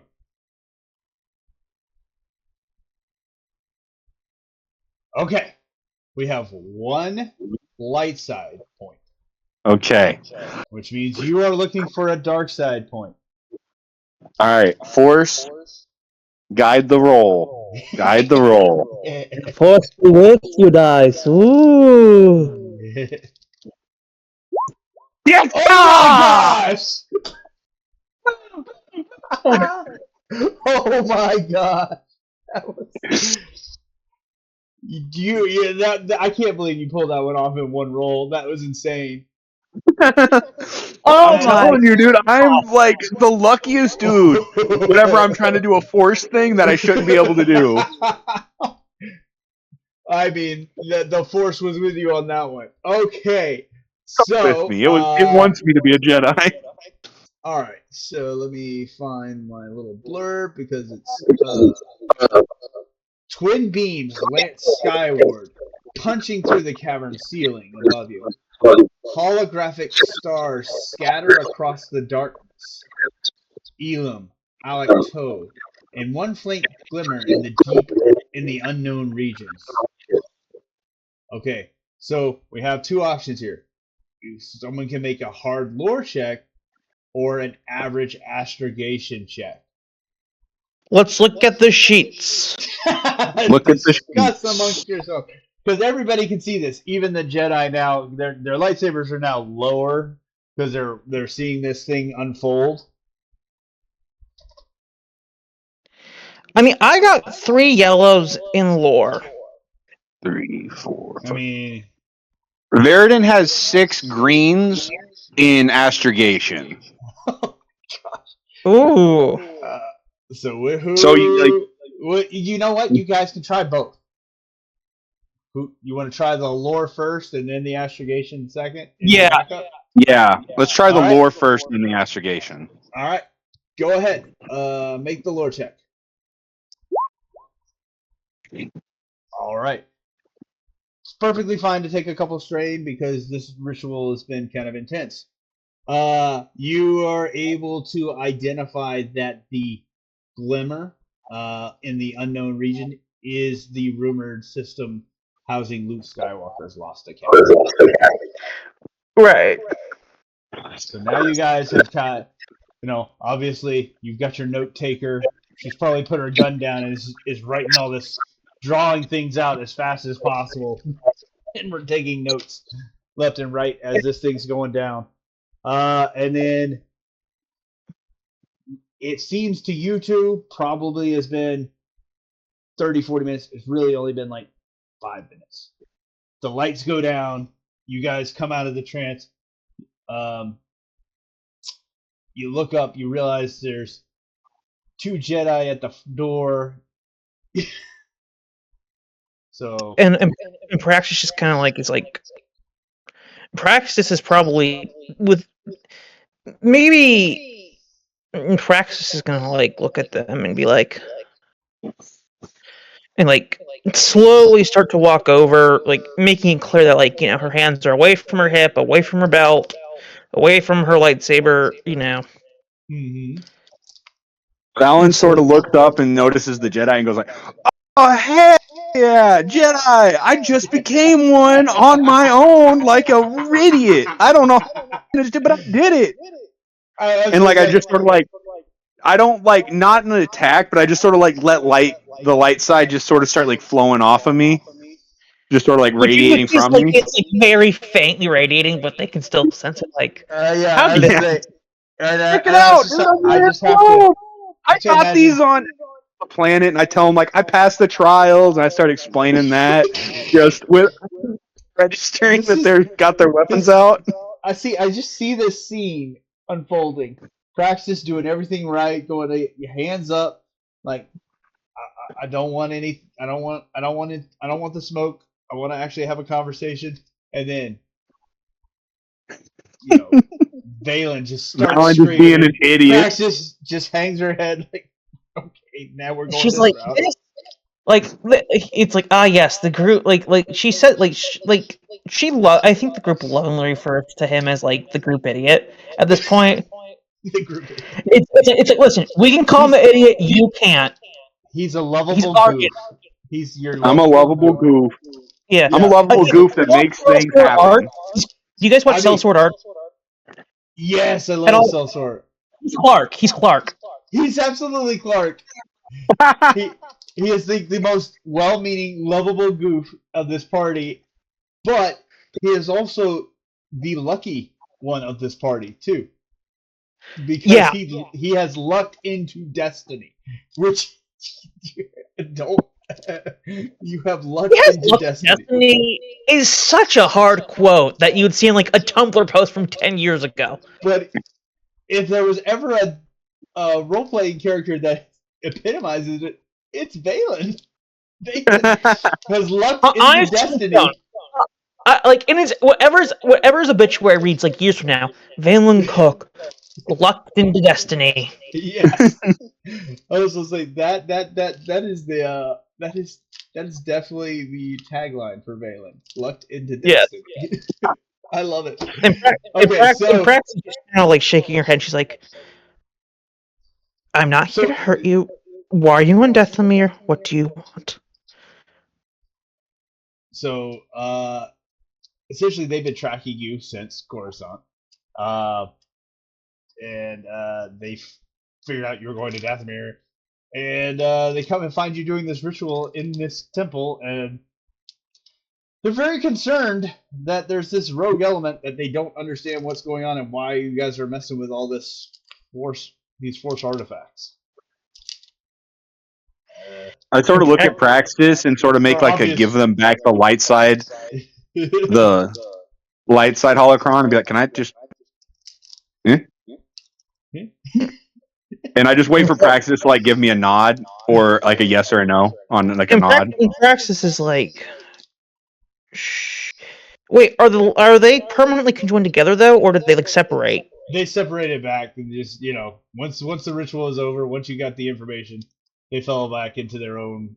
Praxis kind of like, yeah, give it to him. I don't care.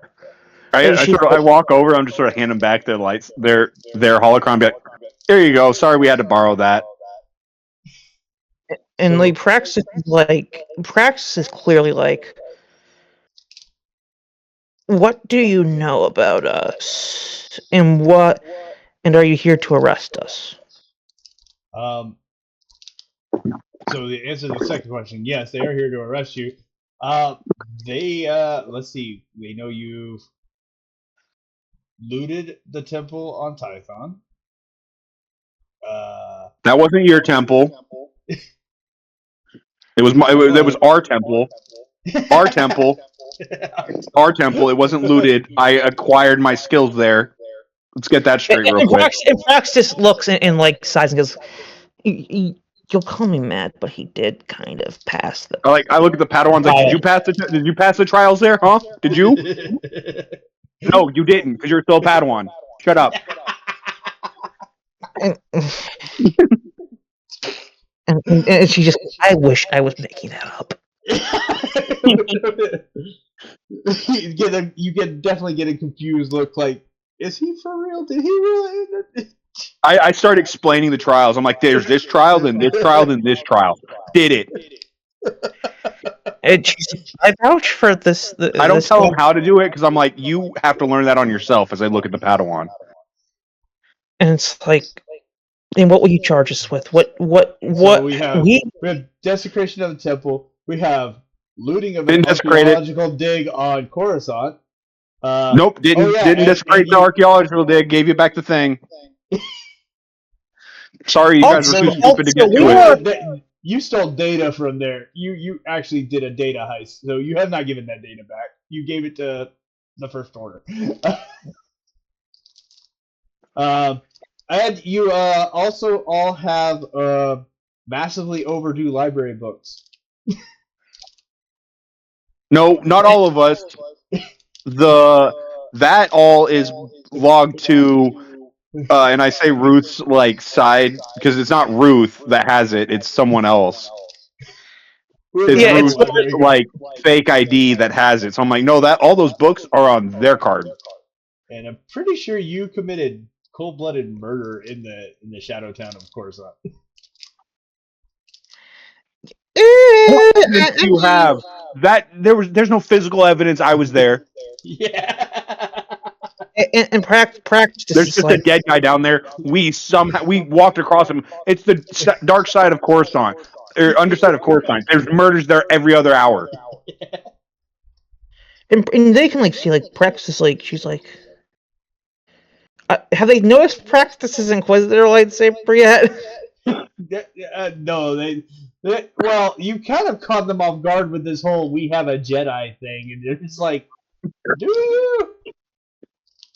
Now, obviously, they don't know what you did on Dromacross because they didn't go to Dromacross. They weren't going to do that, so they have no idea about all the stuff you did down there. But they're more interested is now you've completed this ritual. What are you going to do with the information you gain from that? So outside of the, like, not in the game, but like just like as like me, yeah. I'd say we just go there like ourselves, like me, myself, and I just go there. Don't stop at the. Don't tell the First Order.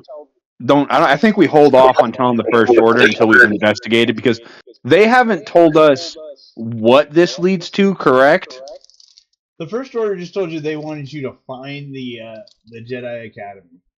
I mean, you guys can make your own assumptions of what the First Order is going to do with that information. I think some of you kind of know what they plan to do with that information. Yeah. I've understood, like, I think we all understand that they're just going to try to wipe out the Jedi Academy. Because they. So wait, hold on. Did this Jedi like see that map pop up and go, "Oh shit"? Everybody in the room saw that map pop up. Even did they recognize what that point meant on the map? I'm gonna bet both of these Jedi have been to that academy, so I'm gonna bet they both understood what that map was and what was on that map, and they're probably both very concerned that you guys might know what that map means. Which is why I'm asking, what are you planning to do with the information you gathered from this ritual? That could determine how this conversation goes. When Practice looks at them and goes, I'm not positive. Truly, and just the grief kind of hits her again, like she's not good at hiding at this moment. Like, so they can definitely sense conflict and know you're conflicted about what to do.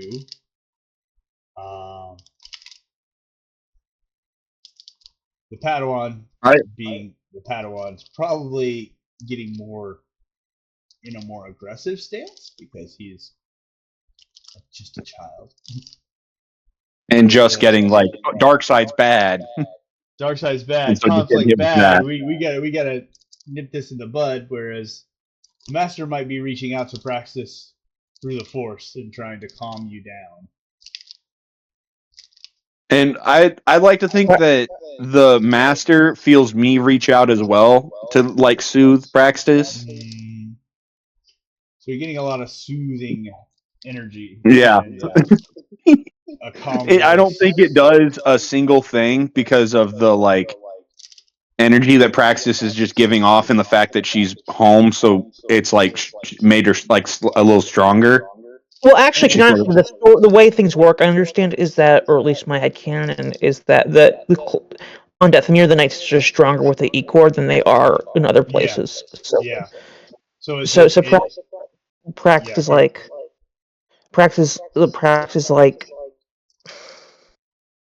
this has been my first time home in years. and they can definitely feel the sorrow and the anger. And when she says that, I just like, and you guys wouldn't tell her where her home was, so we had to steal it. That's why we acquired that, because you guys were being a bunch of dummies and being rude and holding on to information for no good reason. So honestly, you're the criminals now. First of all, did you actually ask anyone where? That's not the point. That should have been free information. We should have been able to look that up in the library. We tried. It wasn't there. Also, Act wasn't available. Who sent you here in the first place? Why does... Be very interested to know who's seeking the information you have gathered. And what if we tell you? Definitely help us understand what's going on. I know it would help you, but also, do you know the intentions behind these actions? So whenever they say that, I just sort of look at them and go, we weren't sure of the intentions prior to getting on the planet and seeing the remnants of the original tribe of Night Sisters in the area. Now we know that. Yes, I had Talzin's tribe, that tribe I descend from. And she looks and she asks the master, do you know what happened to them? I've heard stories, but as far as verifiable information, I personally don't have any records. Of course, most of our teachings are probably hidden during the day. Oh. And there's just like clear... Yeah, much of history was lost during the wars. And lessons. You call that a war? Do you think a war happened here? I remember there was more than one massacre during the war. Okay, good. I thought you were insulting me there for a minute, unintentionally. Your people were not the only people massacred during the war. As sad as it is. And it's like, okay, but here's my problem. And like, Praxis at this point is like finding something to sit on, trying to find something to sit on, but she can't. So she just kind of like is standing awkwardly. She's like, okay, let's say we tell you everything we know. Then what's going to happen to us? Or how do I know that you're not going to betray our trust? That you're not going to throw us away you're not turn us over to be tried and locked in maximum security prison for the rest of our lives. For crimes that we did not commit. No evidence. I'm just No trying to evidence or picture- should not I'm be a trying to crime. picture what the other three of your party are doing when every time he says crimes we didn't commit, knowing full well you committed these crimes. And I'm like, it's like, oh god, he's gonna fucking get us killed. See, I was like, Ruth is probably like hiding somewhere at this point. She's like, oh god, they're gonna get us killed. They're gonna get us killed. So Classic, I think, everyone like, else fingers understands in the that they nose. were legitimate crimes. Valen 100% in this moment is like, I killed the guy who killed my squad. That was not a crime. That's That he was just an double imperial. homicide. He was a piece of garbage. He deserved it. Kinda The went- taking where Dathomir was, I'm in his mind is like that should have been public information. Why was one planet hit off the maps? We've learned that that's a dumb idea by the Jedi. You guys should have just opened that up. And then for the stealing of the holocron, I'm like, I gave it back, so we're even. It wasn't necessarily that Dathomir itself was hidden from the map. It was hidden from the ritual information because this ritual was protected for a reason. It's the location to a very specific place that they don't want anyone going to. So Yeah, but and then I'm just also like, I'm a Jedi, so anything you know, I should know. Bam, there we go. how are And we like supposed to know the you're- desecrating of the place, I'm like, I can't desecrate it because I'm a Jedi. I went there on a pilgrimage, just like you did. Deal with it. Well, we didn't. It's not like you came forward and told us you were a Jedi.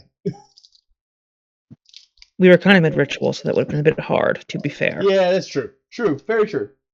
But to answer the former question, we don't believe in just locking you up and throwing you away the key. We believe in redemption.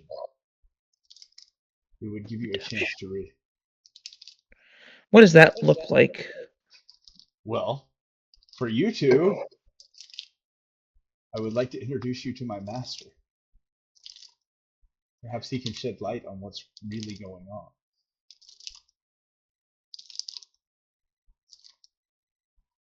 So I look over and so I'm thinking Ruth probably isn't super comfortable with this conversation. Considering her dad went through one of those re-education camps. Yeah, I'm I'd say. imagine she's Yeah, I'm thinking hyper Ruth is emotive. very not happy with what we're kind of hinting at right now.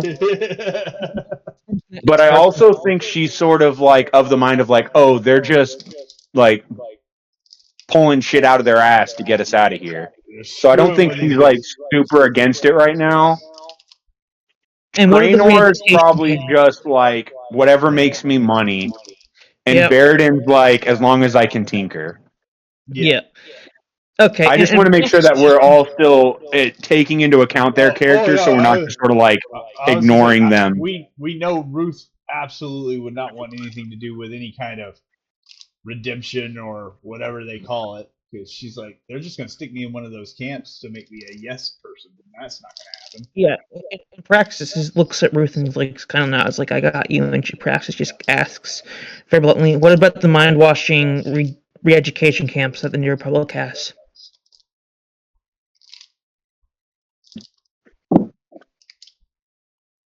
Oh. Do you have evidence?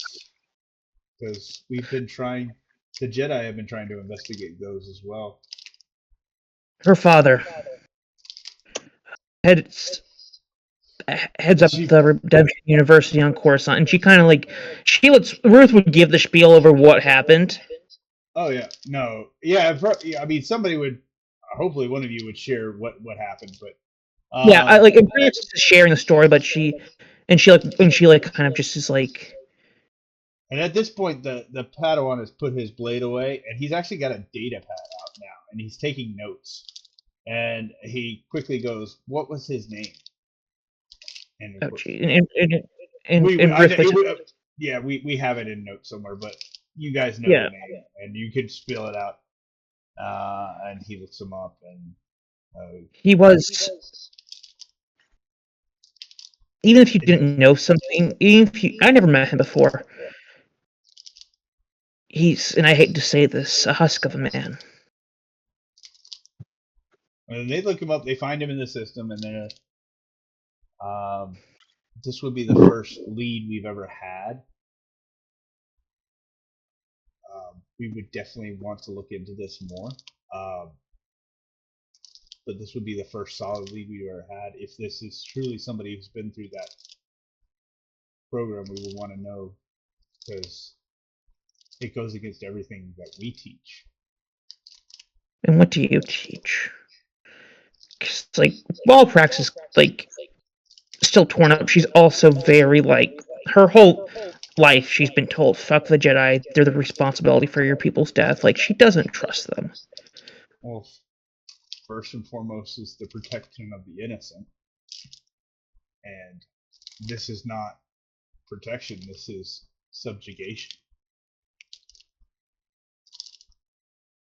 So when they say that, I go, the reason we didn't come to you at any, or one of the reasons we didn't come to you at any point was because that we thought you were a part of that, as entwined as your master is with the New Republic. We weren't sure how entwined you guys were with it, so that's why we didn't want to come out and ask and immediately be subjugated.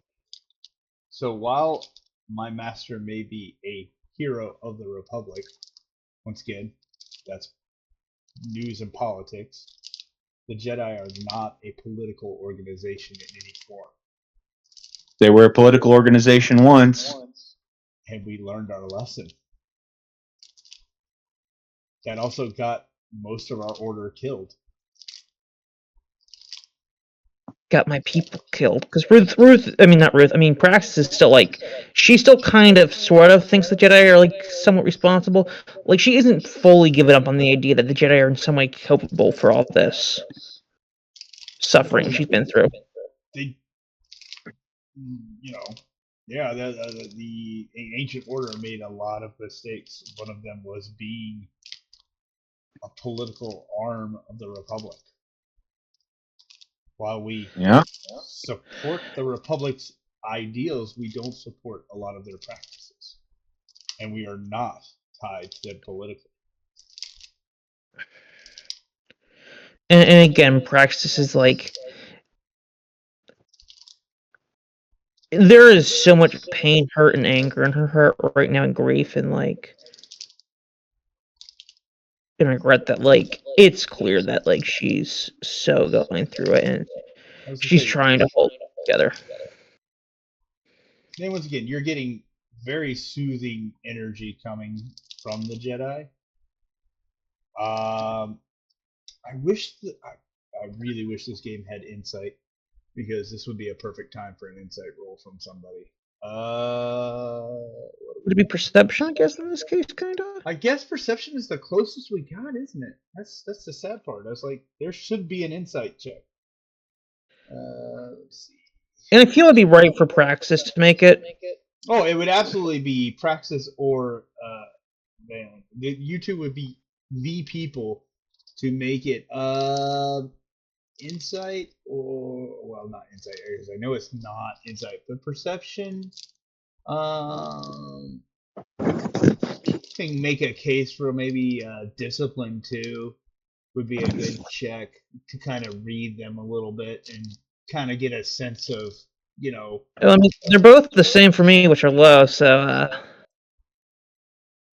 And I'm not gonna make it super. I'll make it just a hard check because, but I definitely yeah. Go ahead and make the check. See what happens. I mean okay. Perception, not you guys' forte. You want to try discipline maybe, or? Yeah, I'll try discipline. Yeah. Because I'm just trying to. Those are the only two that make even the most remote sense for this check. Okay, Praxis, perception. We could say you're hyper emotional, so your perception may not be the best, but your discipline, you're picking up like genuine tone from this person. They believe what they're telling and they are not a Padawan, but they're not a master. They're kind of that Anakin phase where they're a knight. They're a Jedi Knight. So they genuinely believe what they're telling you, if that has any impact on you.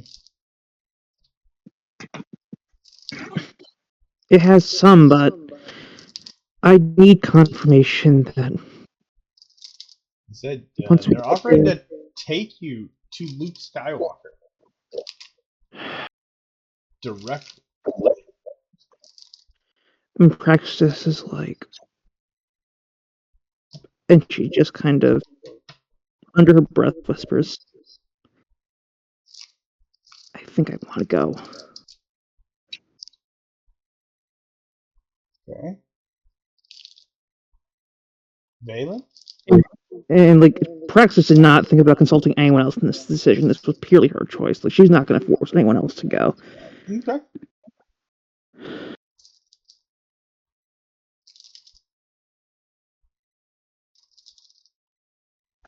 So I think Valen is like down to go. He's like, yeah, let's go check this out.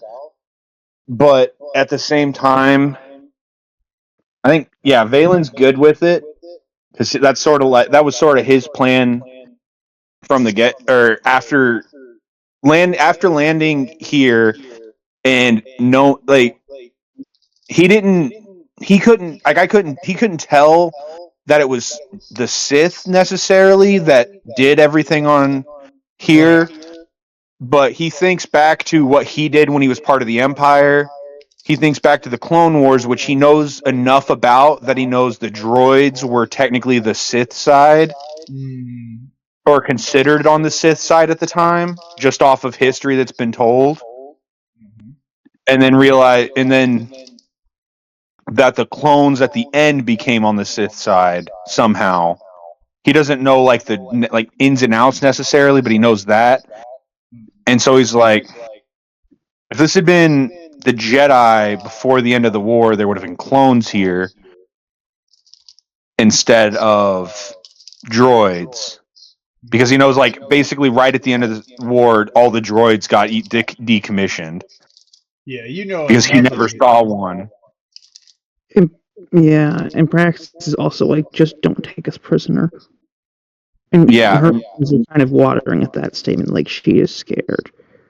So, like, Valen's sort of like, the Sith definitely did either had a hand in this, at least had like a hand in this. Maybe not the direct, like, came down and did it themselves, but they definitely pushed somebody to do it. Right. And she Is just what Valen's considering. In Praxis just said, is he oddly considering this or internally? Internally is what he's thinking this right now, but he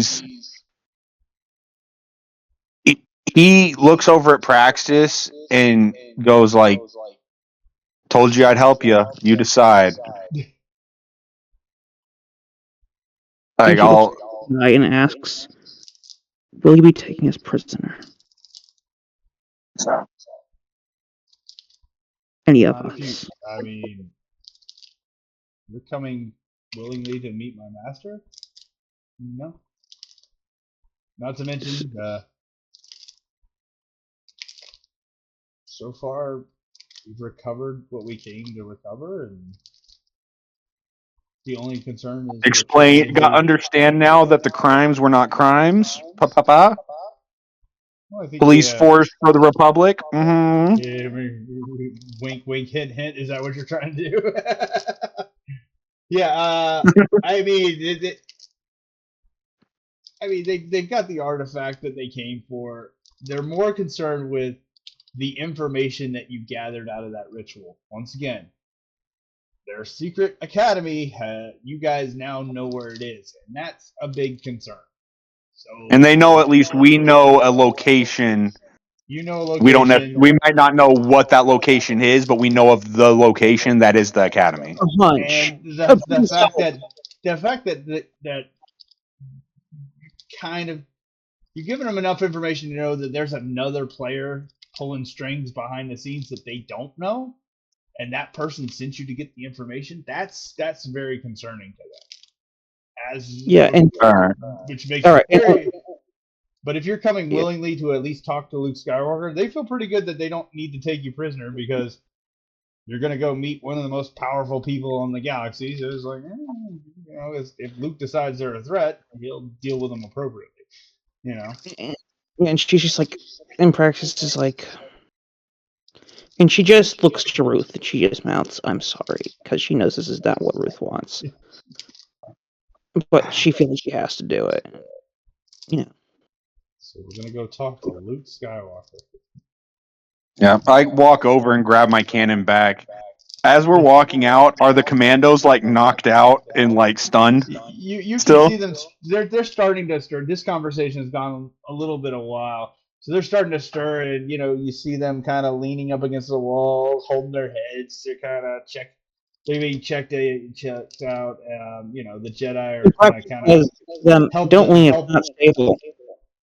I go up and like nudge one of them with my like elbow, I'm like, gotcha, and keep walking by.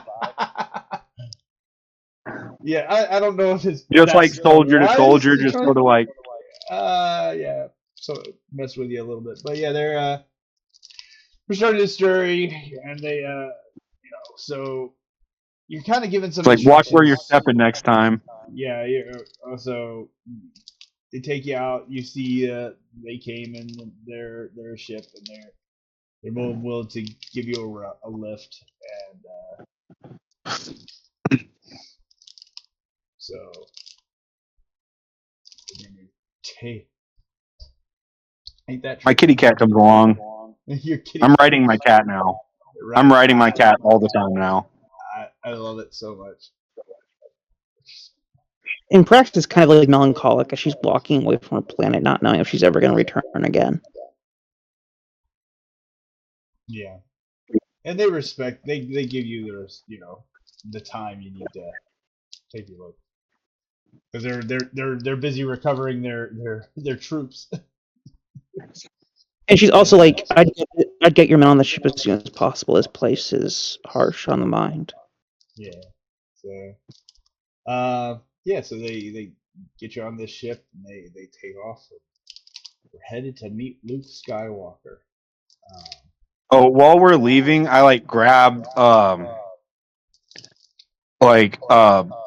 piece of like bark that's fallen or something like that, and scratch the coordinates of the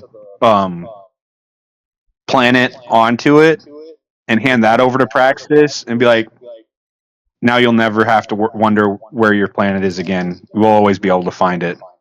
And she's barely holding back tears as she kind of like, she's like, thank you.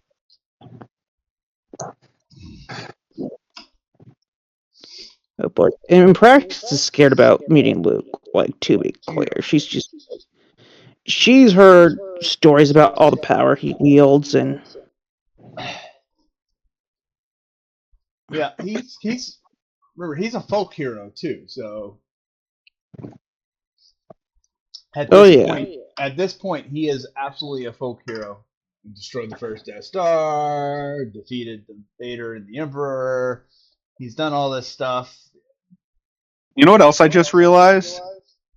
They were probably even more confused because of the stories that were told about me. You guys did make it your mission to have Everyone to know that I was a monster. And they're just like, how the hell is this dude a Jedi that has wiped out people? Yeah, this is that you went and is wearing a necklace of ears and teeth. Oh, I forgot about your necklace.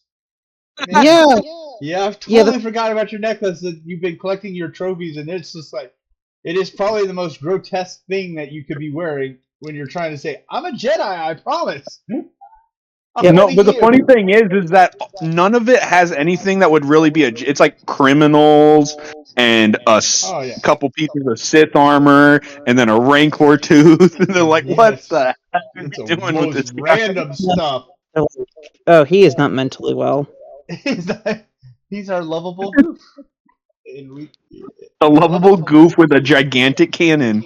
And a lightsaber. And a my hip lightsaber. that looks He's like, and it's cobbled together from 4 other lightsabers. yeah, the cannons for when they're far away, and if they get up and close and personal, then we switch to the lightsaber. It works. It's an elegant system.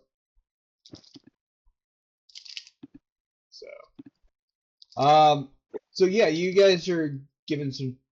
You guys got time while they're in flight. If you, as a party, you wanted to converse about what's going on, the obvious detour you're taking. Also, you do have party members who may not be agreeing with this plan, so. Yeah, and perhaps On this trip, can we get rid of our strain and everything? Yeah, absolutely. They I mean, it's a Republic gunship. They'll have, basic medical supplies at least to treat the things that you need. Yeah, and strain's gone away. Yeah, you'll have plenty of time to reduce strain.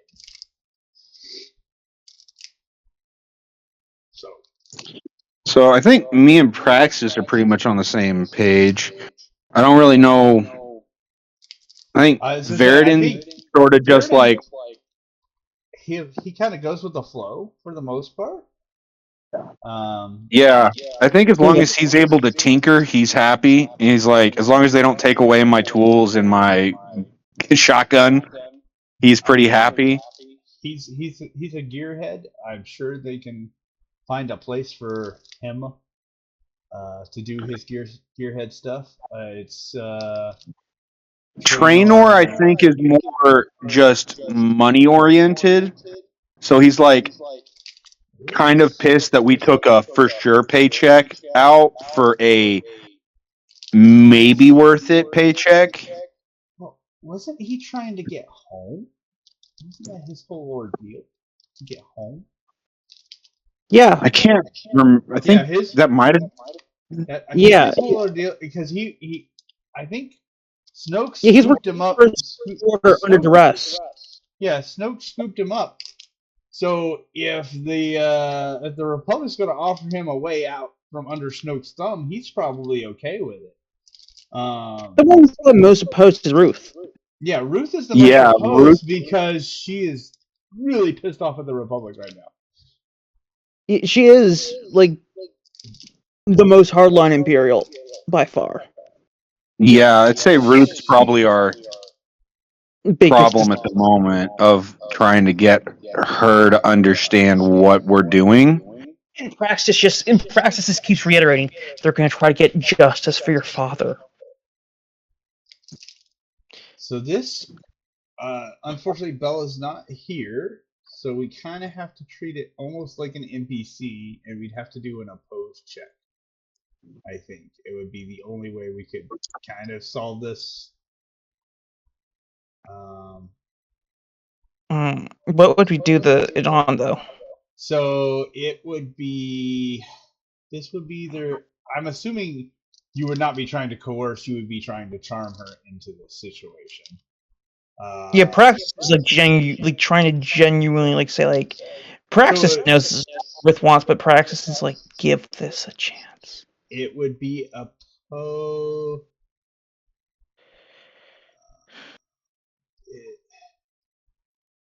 Resilient, maybe? Yeah. Per the rules, it's cool. Which cool. Actually kind of makes sense considering how her feelings are. You're trying to actually raise her cool, I guess. So what is her cool currently? Because I'll have to set the difficulty accordingly. 1 yellow, 2 green, and it's a career skill. Okay, so it's 1 red, 2 purples is going to be the equivalent on our side. So you're going to make an opposed charm. You're going to make a charm check against her cool. Is essentially what's happening. And this is to convince her at least to hear Luke Skywalker out. You succeed. We're not gonna. She's mad. She's mad. She's just mad. So you have lost a little respect in her eyes. I would say most likely is the case. She is definitely not happy with you. The fact that you're even willing. But she has agreed to at least hear Luke Skywalker out before telling Snoke. So you have that going for it. Because I was like, if she had won that conversation, there's a good chance she tries to alert Go back to Snoke before alert Snoke of where Luke Skywalker is, and then you'd have. I don't know. That If she likes, I don't know how much she likes Snoke though. I think she's just more like doing it because I don't know if she likes Snoke That's as much. true. I think she think more it's just hates the the New Republic. Republic than she likes Snoke. Yeah, Yeah. it's like the enemy of my enemy is my friend The one kind who of deal. loves Snoke the most, to be clear. Like that was Praxis. Yeah, but For being now honest. I have to say, things have happened. And Praxis may be changing her views, which I'm kind of interested to see how that goes. So everybody's like I said, you got some people who are, you got one person who just wants to be free of Snoke, and then you got one who is, hey, they're gonna let me play with technology. I'm happy. And then you two are genuinely interested in hearing what this guy has to say. Okay. So we arrive to the planet in the unknown regions. It is a forest planet. Well, what else is it, right? It's going to be a forest green planet. And you land just outside there's a centralized temple, and there's buildings all around it to support what looks like essentially a college, for lack of a better term. It's kind of a college-looking area. Is the chick that's missing an arm there? The one you took the arm from? No. I read this book about Luke's Jedi Temple, and all I remember is that there was a chick that blew her arm off making a lightsaber out of a Rancor tooth or something. Jeez, that's a bad idea. That's a deep pull. That's a deep pull. That's a deep cut. That's a very deep cut. But because of the Rancor tooth, and I think I know where you're going with it. Absolutely, she's here. Yes. You try to raise her up. Because I think I think I know where you're going with it, so I absolutely want to see it. So yes, this girl is here. She has a cybernetic arm at this point, but yeah, she is absolutely here. So sweet. And then so you guys are obviously, they're watching you carefully. They're because once again, you guys have kind of led them on a galaxy-wide journey, and so. Yeah, is there like a security escort, or is it just the Jedi? Well, it's Phelan's friends from the cave that he knocked out. They're with you, plus the Jedi. Once again, just but they're taking you straight to the temple, and then every time they step on a stone that shifts, I'm like, hey, watch your step. We know how that goes. Every time they do it. Wow. You're an ass for that. I hope you know. But then,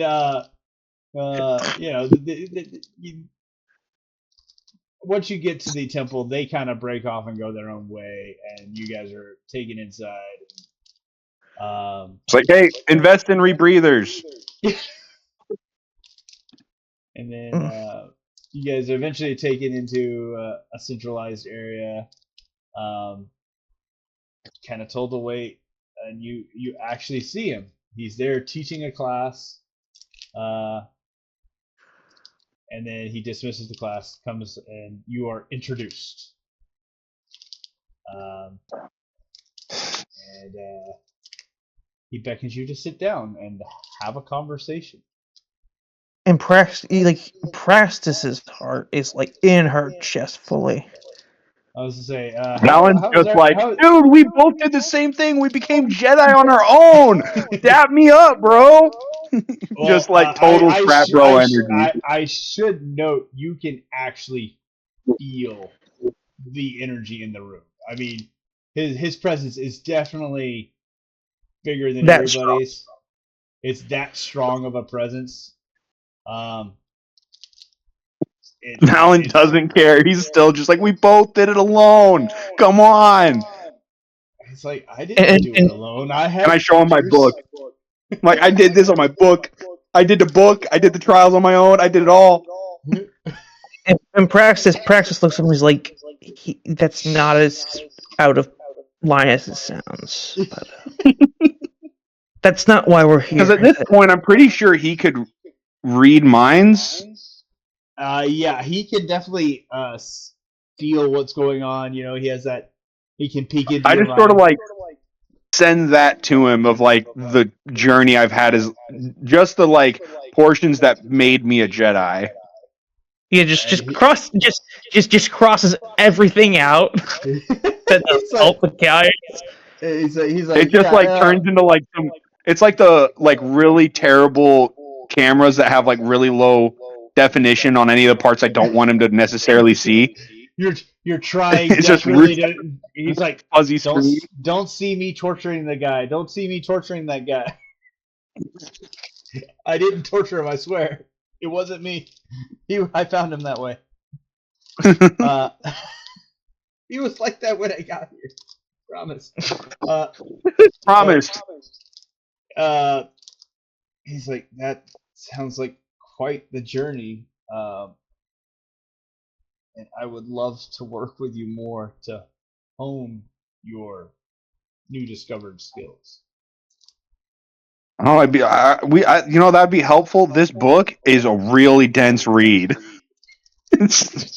Please, it's the yellow and black one, right? The one that. Yes, for dummies. Yes. It's the Force Powers for Dummies 101.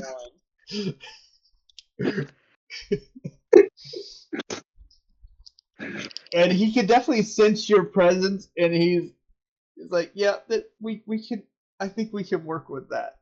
But I feel that's not exactly why the main purpose for you all being here.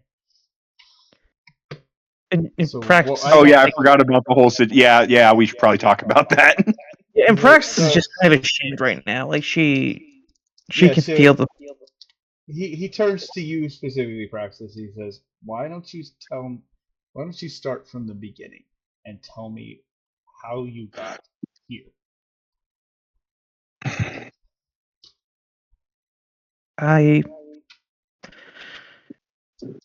To know why I took this job, you must understand something about me. I am one of the last Night Sisters remaining.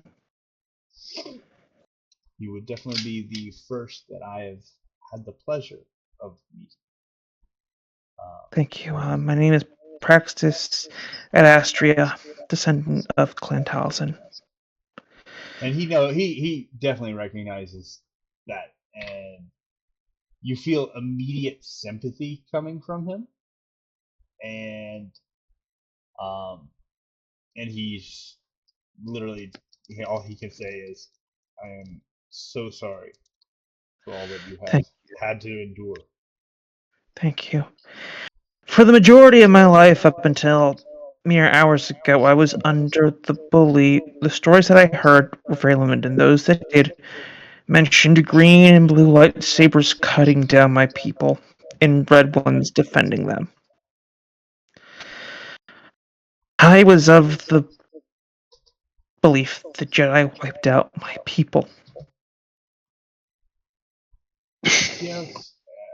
He actually gets up and he turns to go to a bookshelf that they have in this classroom. And he says, I do understand stories and myths and legends to not always be as accurate as the real truth. And you can see him looking for a specific tome, and he pulls one from the shelf. The one thing that I have been able to do is restore most of our own records. If it's one thing that the old Jedi did very well, it was actually keep detailed records. And he presents you with a tome, and that tome details all the Jedi interactions with the Night Sisters prior to the Clone Wars. And Praxis has to immediately hand the book back so she doesn't cry on it because she's so overwhelmed by we didn't think anyone else cared. The Jedi We- had made several attempts to negotiate peace with your people, but your people had legitimate fear of subjugation. Yes, well, that led me being. And she stops herself before I tell you this. I need you to promise something to me, Master Skywalker, that you will not imprison any of us. My only concern is protecting my students. As long as you are not a threat, I have no reason to hold you or imprison you. Can you promise me that you will protect us and our secrets? Yes. We were recruited, all of us, individually, by a man by the name of Snoke. And you can Odd. see generally he's heard that name before, but he had no idea who it was. It had been on his radar. But continue. Force-sensitive dark side user. He's been establishing this thing he calls the First Order, so to speak, and he hired us to take a Jedi holocron from Tythum, which is where.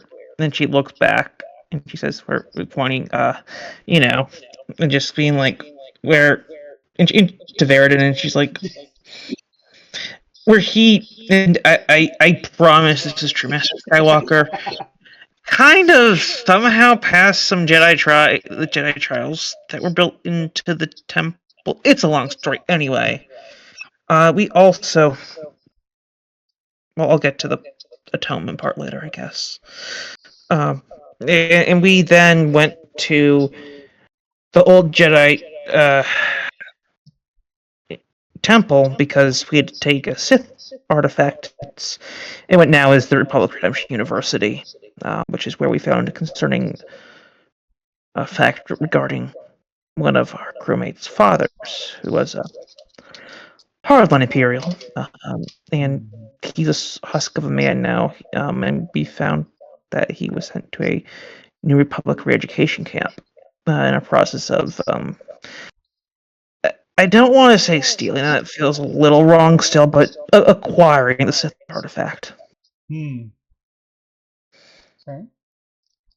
Then we went to Death Thamir. I went back home for the first time in about, I don't even know how long, and we combined the two artifacts and ritual we were ordered to do. We knew we were looking for your temple, your academy. And I hypothesized why one would come here, and I admit at the time I was of the belief that the Jedi killed my people, and I was ready to repay the favor. She kind of pauses for a moment, looks down in shame, and Vengeance is powerful. Anger is great. yes, I would lie if I said I had not been tempted by both of those in the past. She looks at him like, and he's looking deep at you. He's ignoring everybody else in the room. He's like, it is not a weakness to fall prey to these monsters, but the fact that you're willing to face them shows true strength, not just individually, but the strength of people. You honor them by facing your fears. and she's just kind of like getting emotional. She's like, "Thank you." While I was there, we came across where the massacre happened, and I had a vision. Through the ichor that my people have natively in their blood and that runs through Death Thamir, I saw what truly happened that day. Images of one of our own who fell and then was redeemed in Ventress, who had been taught as a cautionary tale of the child, another one who was referred to as Dooku, who also wielded a red lightsaber, of course, a sign of Sith giving orders to a robot man to come and attack. It became clear in that moment that the roles I had perceived things to be my entire life were reversed. But I didn't have time to grieve. I had to go in the temple and around and just do this. And Verdin and I, we worked together. I operated the dark side Sith holocron, him the light side one. We merged them together, and it presented a map that led to this area. We didn't know this planet. I mean, it wasn't marked, but it gave the coordinates, and that's when we were approached by the Jedi Knight and the Padawan, who came in armed because we had set up defensives, and we were able to negotiate our meeting here.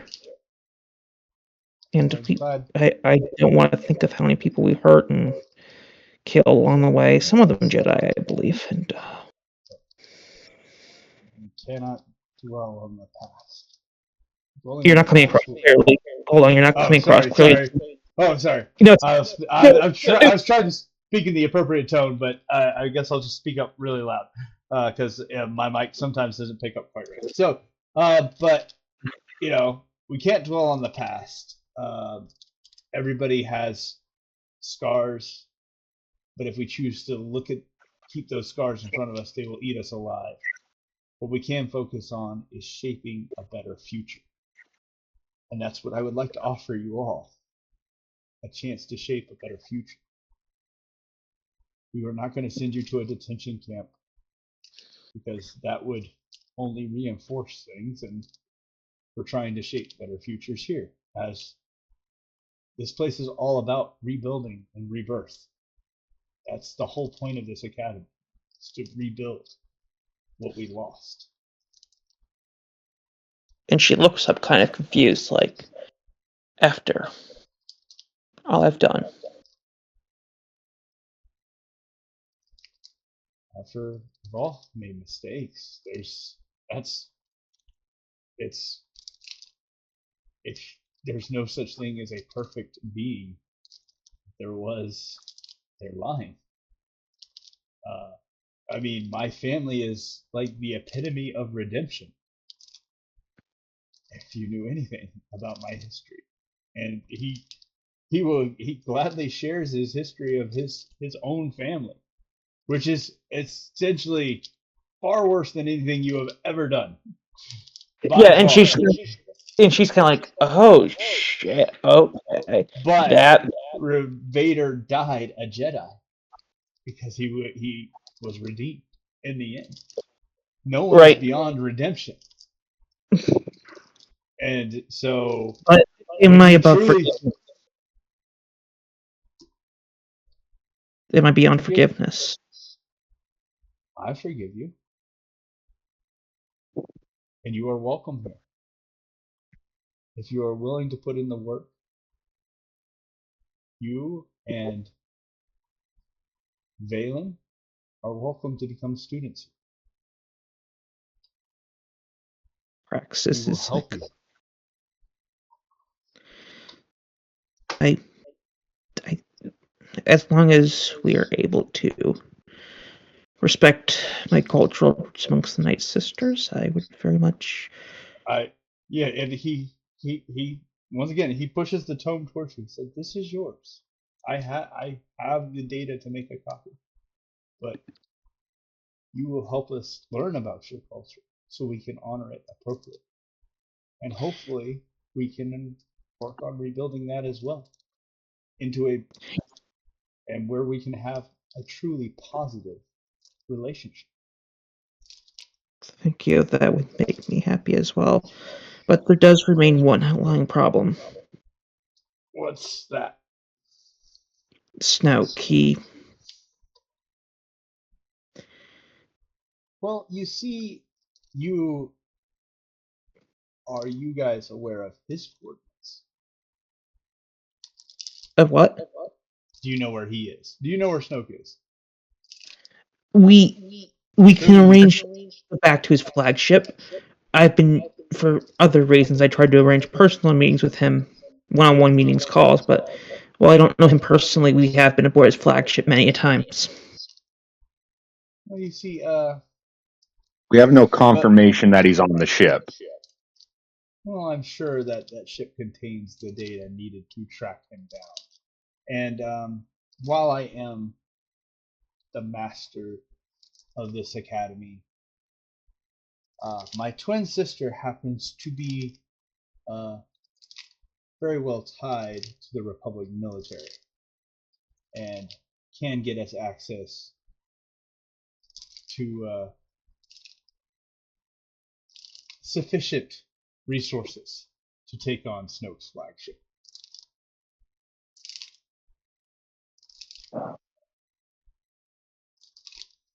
If Not that sure is, if it sense not that we've turned yet.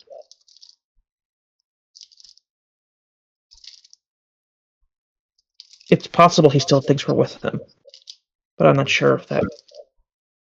well, if you want to take a more discreet approach, perhaps I can accompany you, and we can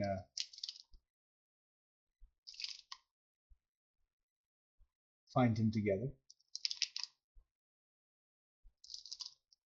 In Praxis's eyes just light up like, hold on. What?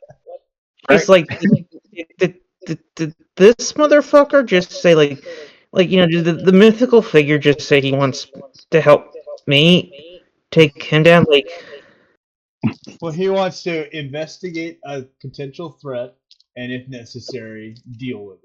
And that's because this threat could threaten the entire galaxy. And yeah, he's not gonna let another empire sneak up on him.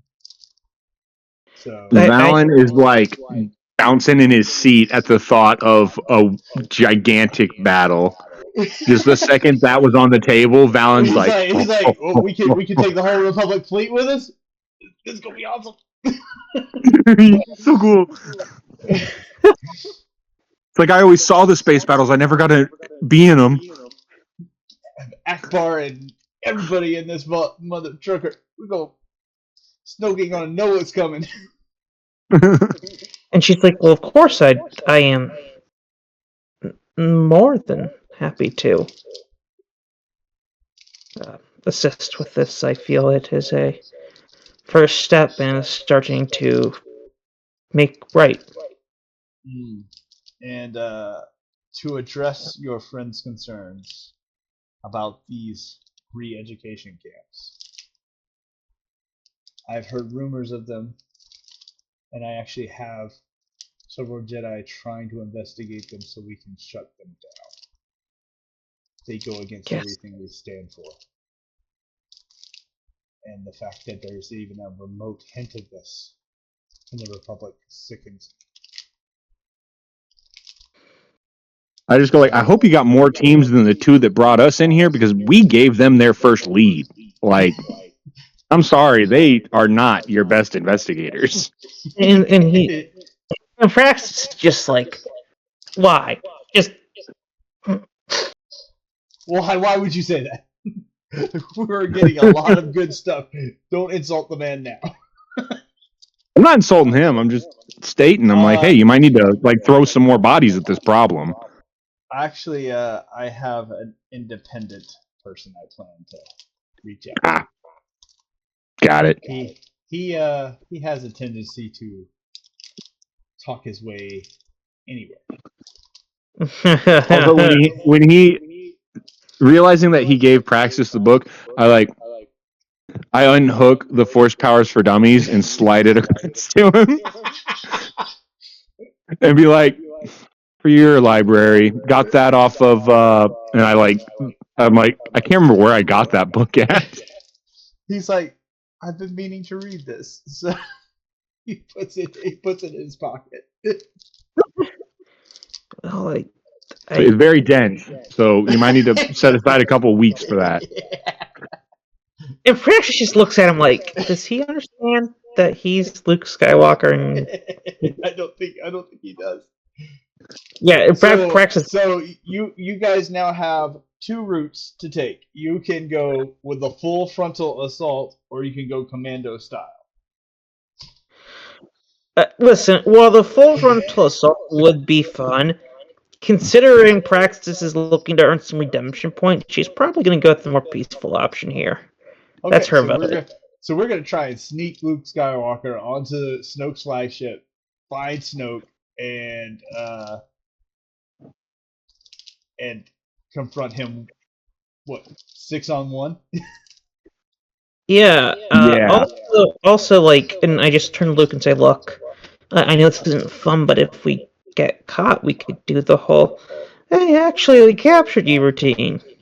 You know, uh, it's I mean, it, he's like, you know what? It wouldn't be the first time I've tried that plan. Maybe it'll work this time. and it's just like, and she's just like, I imagine your acting skills have improved over time. Trying to lighten the mood. Yes.